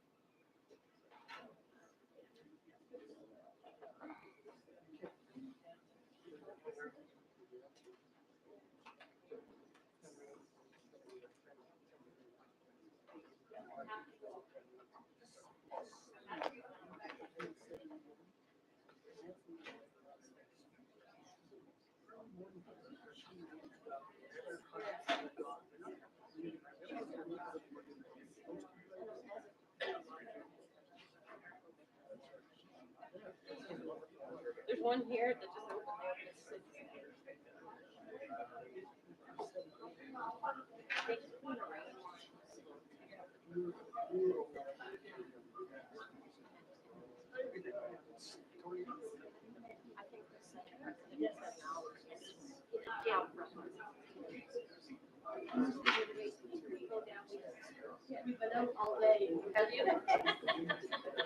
It's a long day.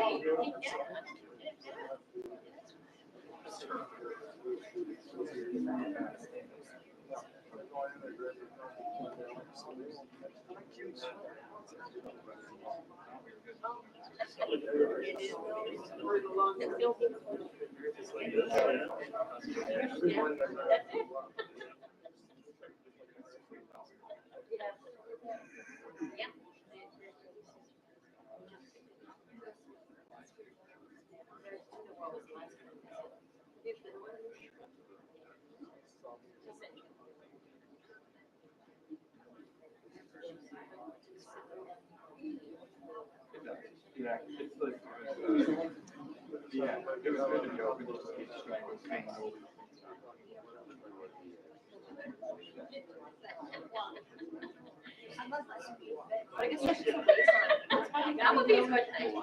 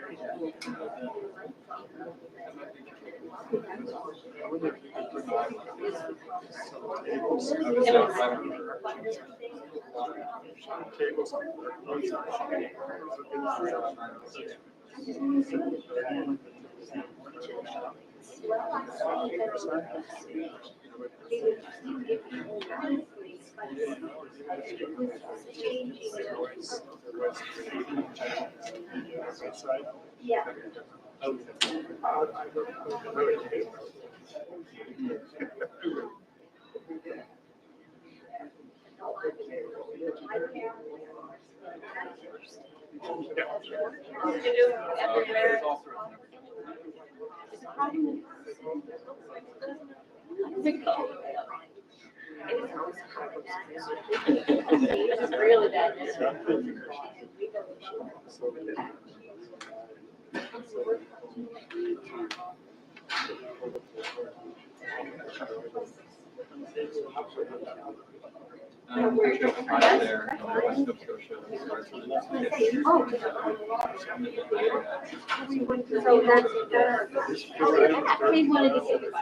Oh, you sweet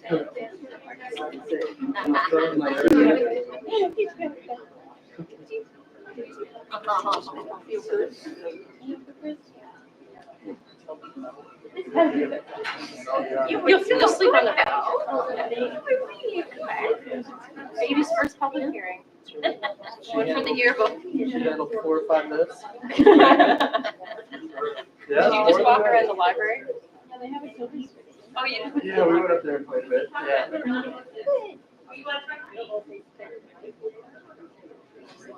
Yeah.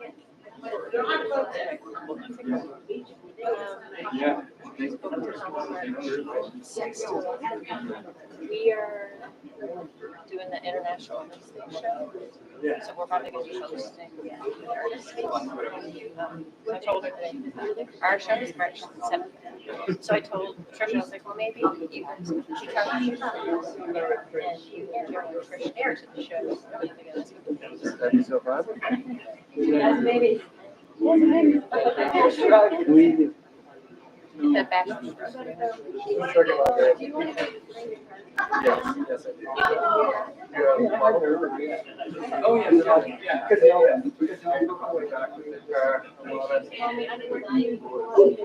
yeah. I'll just approach you down the road, drive past stuff. I think there's a parking lot right outside. No, I don't think so. There's just a bus stop. You can go out by the door where the market open entry is. You can pull right up to the door. That's all gated off. Oh, it's closed this Sunday. Yeah, I'll just pull right Just up. pull into the bus stop. I'll pull right up. I'll do a lap. Are you gonna wave me? Wave you maybe? Nice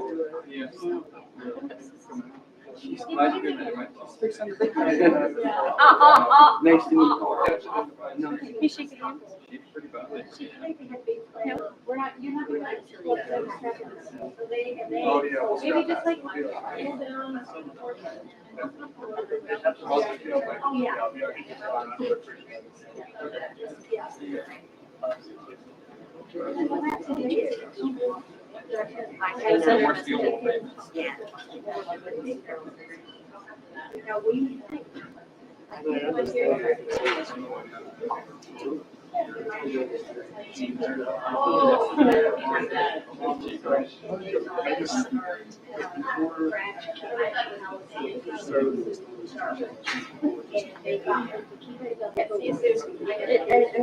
There were so many days.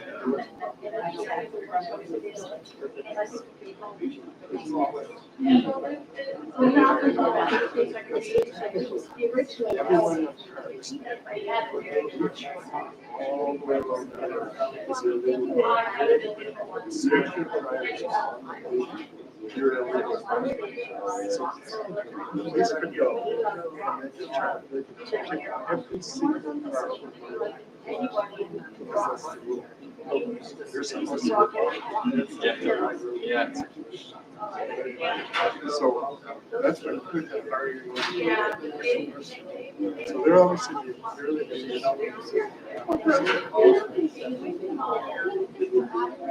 Oh, yeah. But nevertheless, they haven't structured one area that. Well, I think.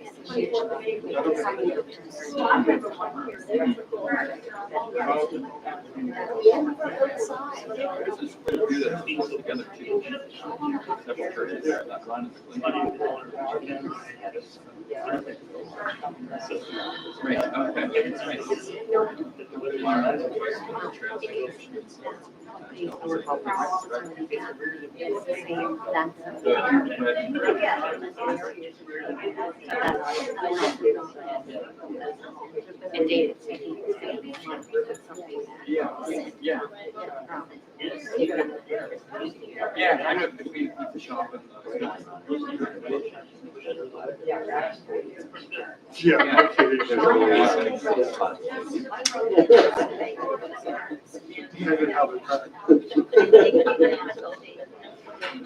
That's such a question. Well, when you go down there, like, I'm pretty sure. Maybe 5.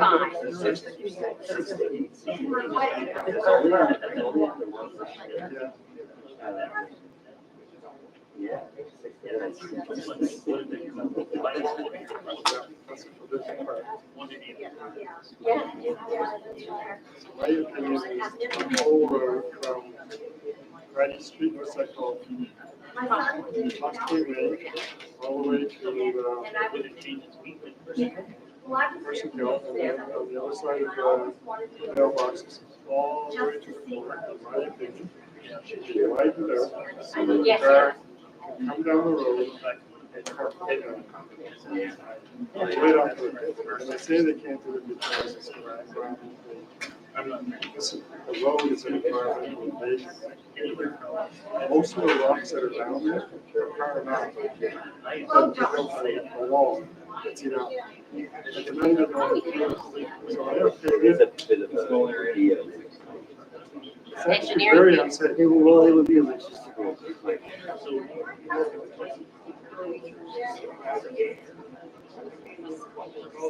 Well, but it's not, so all the environmental assessment review that would be yes. Yes, she's Washington.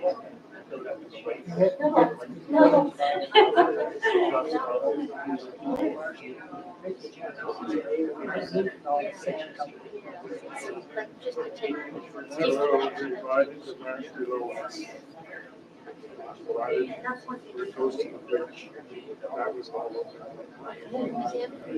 So it's all that's there already.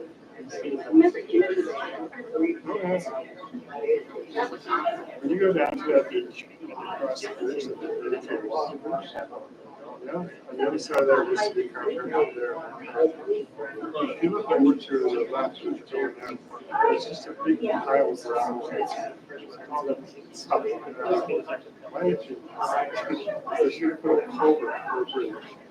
Not a bridge, a giant culvert. And that would have been the singles. They said it was going to cost $1 million to make the bridge. They paid $750,000 to do that sidewalk. Did you see that? That's how much that cost. They could have made a parking lot for carrying gravel. They said, no, it's going to do it.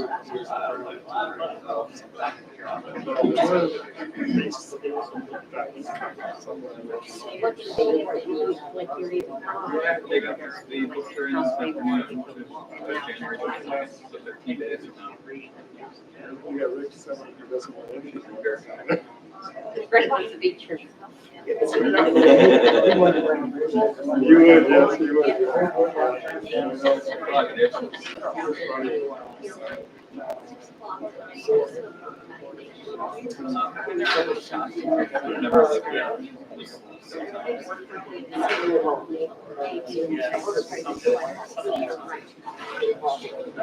No, I don't.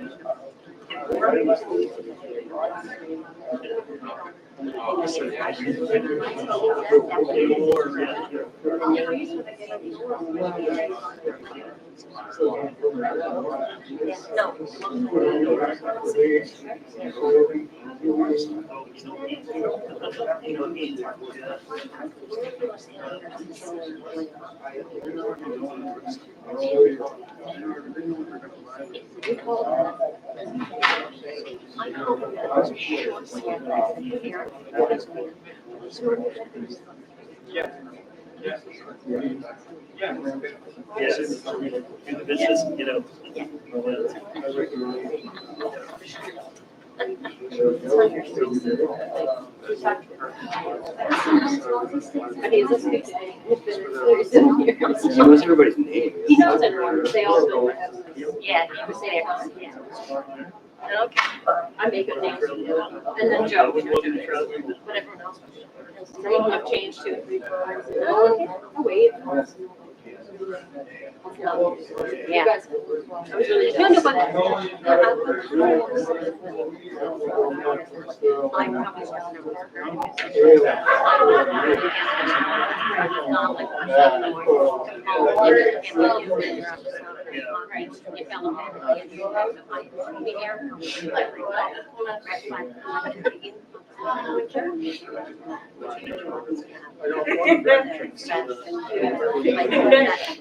kind of change.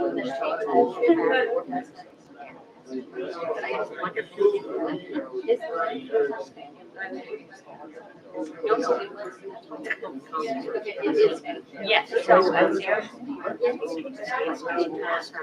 when you're coming down our driveway, they homestead and then your team lives. And Sylvie, yeah, down there, then where Sylvie lives, Bruce and Harris.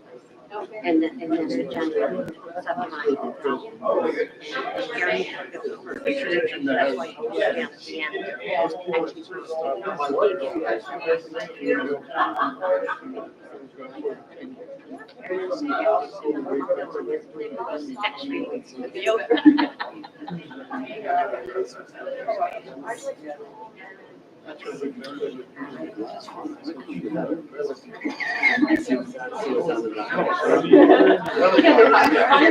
You know, he's gonna be running for council, you know, it's just.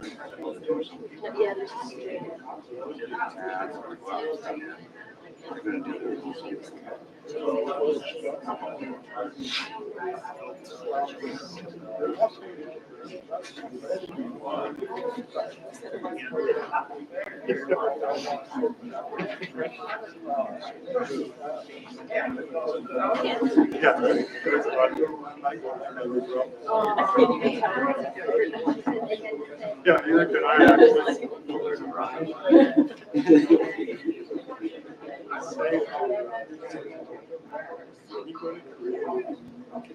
You had a place like this, so we're talking about the government, what they understand for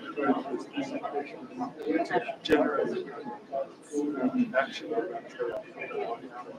Just generate.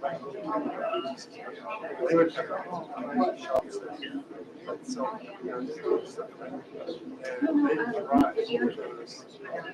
Everyone wants to be such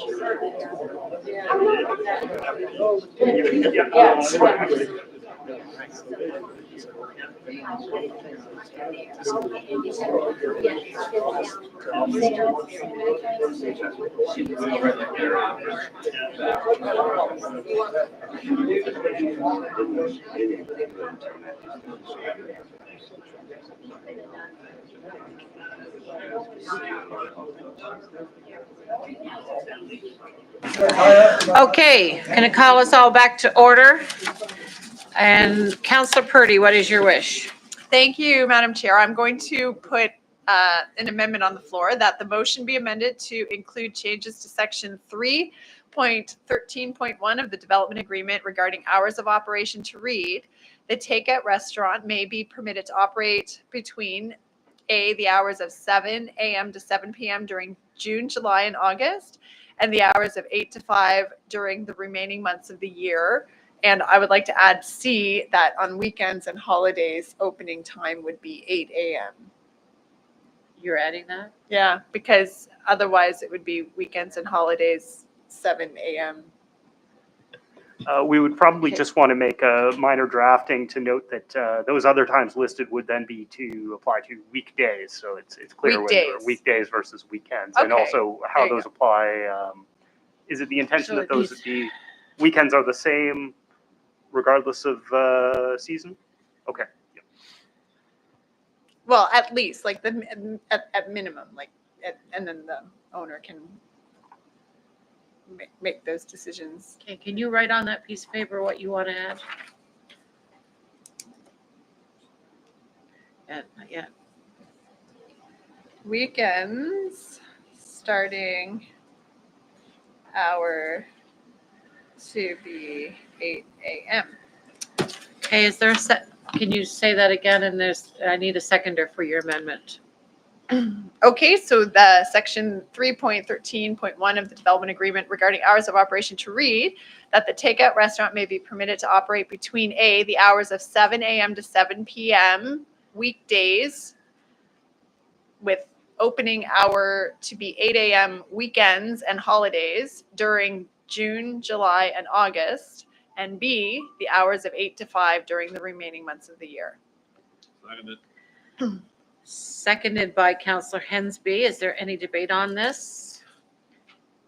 So just to reiterate, this is, even though, I mean, the store owner seems like an amazing community-minded person and doing everything that he can to help mitigate the impact, this still does have an impact. And the fact that this was a non-conforming usage that is eligible through kind of a loophole in the land use bylaw to be eligible for a development agreement for residents, I do feel as council, we are the last line of defense for these impacts of that, and for this operation to go year round, which has clearly been shown tonight to be a clear community benefit, but it still has negative impact on the abutting neighbors. So just trying to do everything that we can while we can't use the policy, because the policy is kind of in favor of these changes.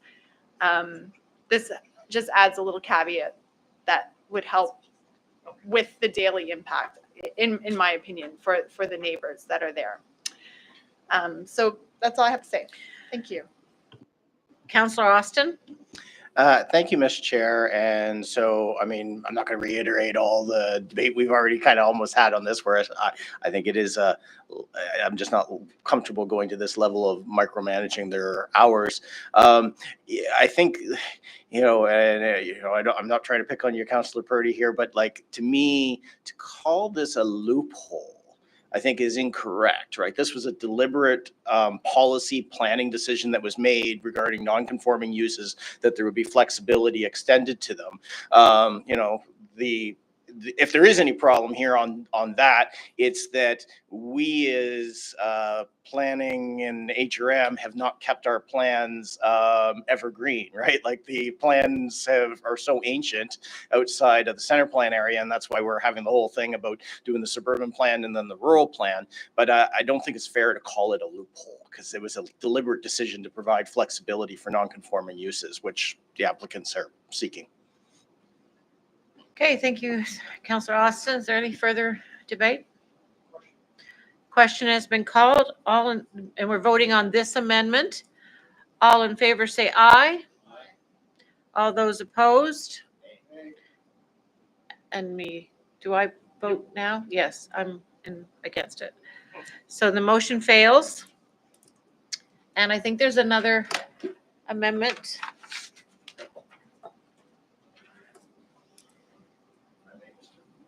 You may, Councillor Austin. Thank you, Ms. Chair.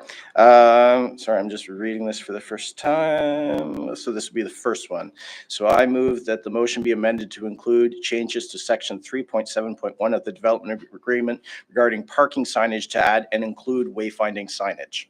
Second by Councillor Mancini. I don't have anything on it, Ms. Chair. I think we've already discussed it pretty thoroughly. Thank you. Has anyone else want to make any? Should I call the question? Question's been called on the amendment. All in favor say aye. Aye. Those opposed, nay.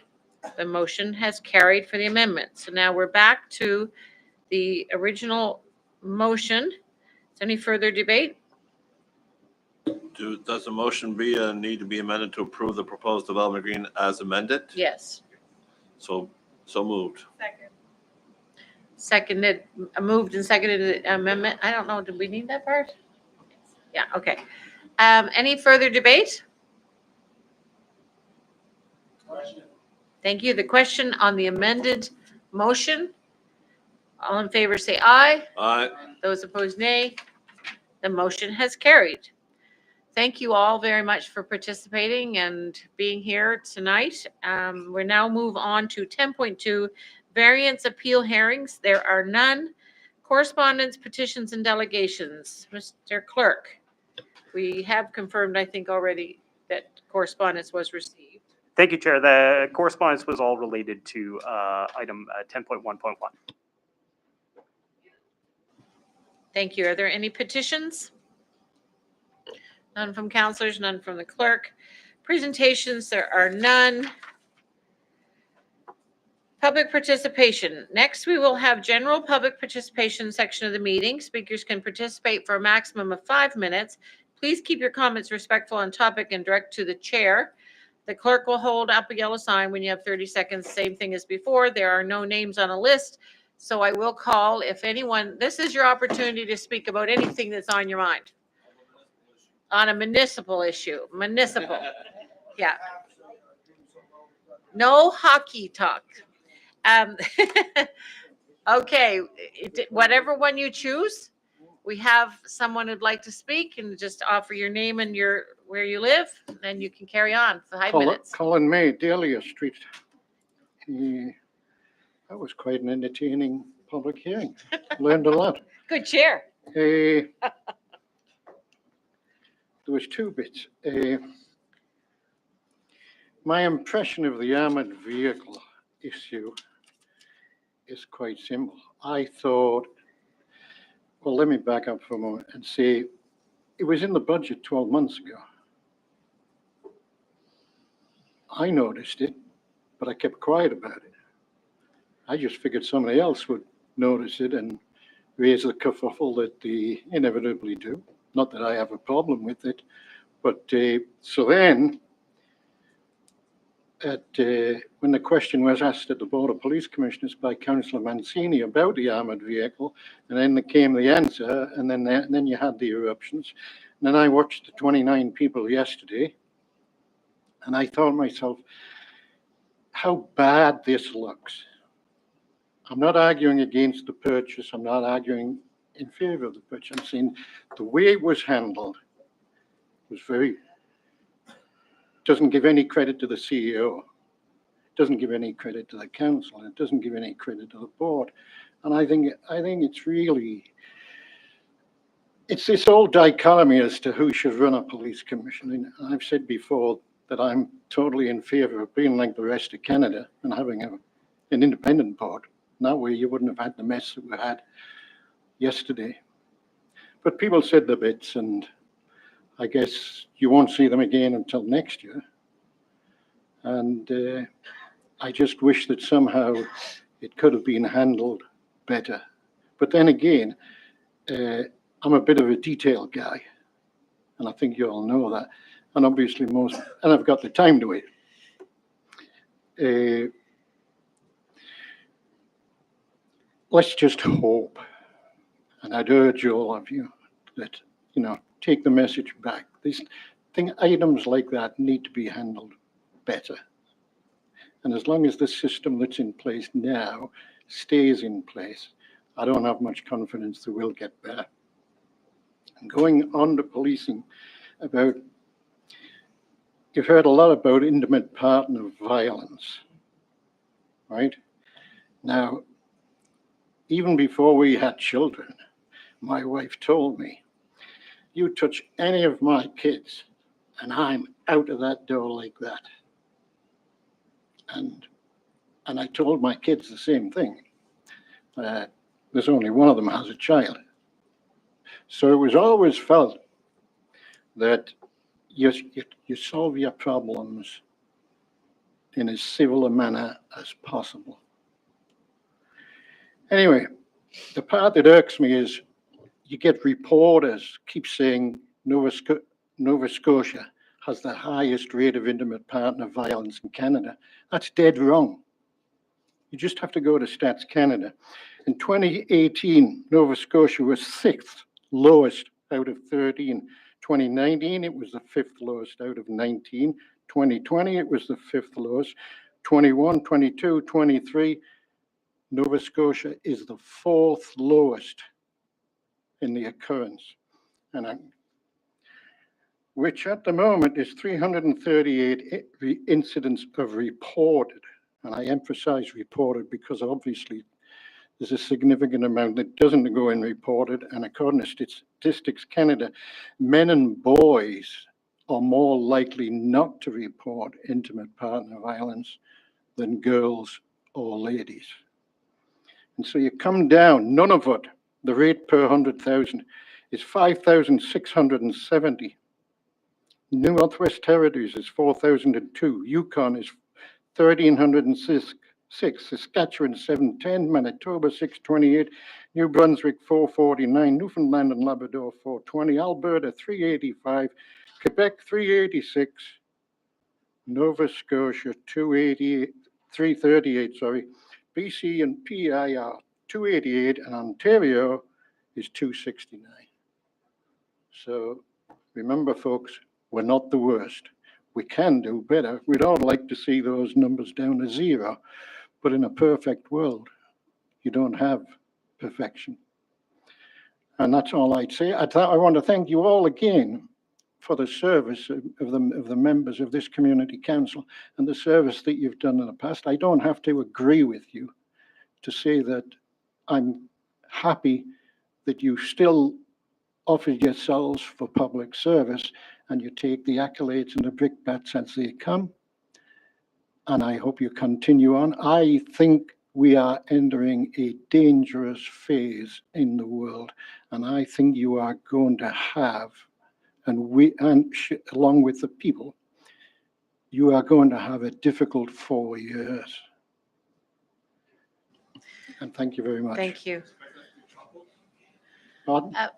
No, we're not going back and forth. No, I didn't even hear it. Are there any further speakers from the gallery? Are there any further speakers from the gallery? Third and final time. Are there any further speakers from the gallery? Okay, hearing none. There are no information items brought forward. There are no reports, no motions, or in camera. No added items. Any notices of motion? No. Before I conclude and the date of the next meeting, I'm going to ask permission just to make a statement. I want to just say publicly that any intimate partner violence scenario is difficult.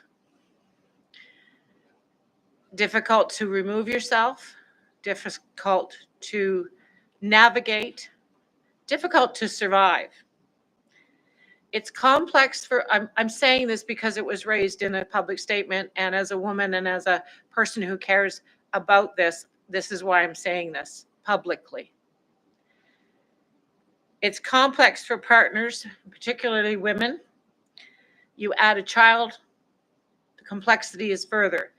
You add the risk of housing, the complexity is further. You add the risk of income not being there, you add to the complexity. Add the risk associated to it, the trauma, the scars that left behind. You add the justice system of which you could be entering. It is as as simple as don't touch my kids. And I think that it's important to say that although if you or anyone else feels that we're not number one in the country as the record shows, I think we need to remind ourselves that one is too many.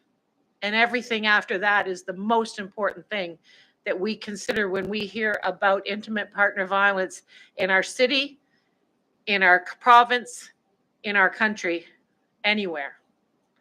So I just want people to think about that as we leave, because it strikes a chord.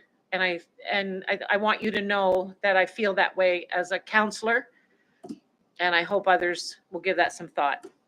Thank you. Our next date of our meeting is February 6, 2025.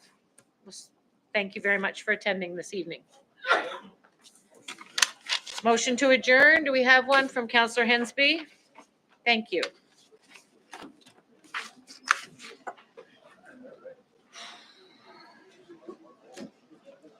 Yeah, me too.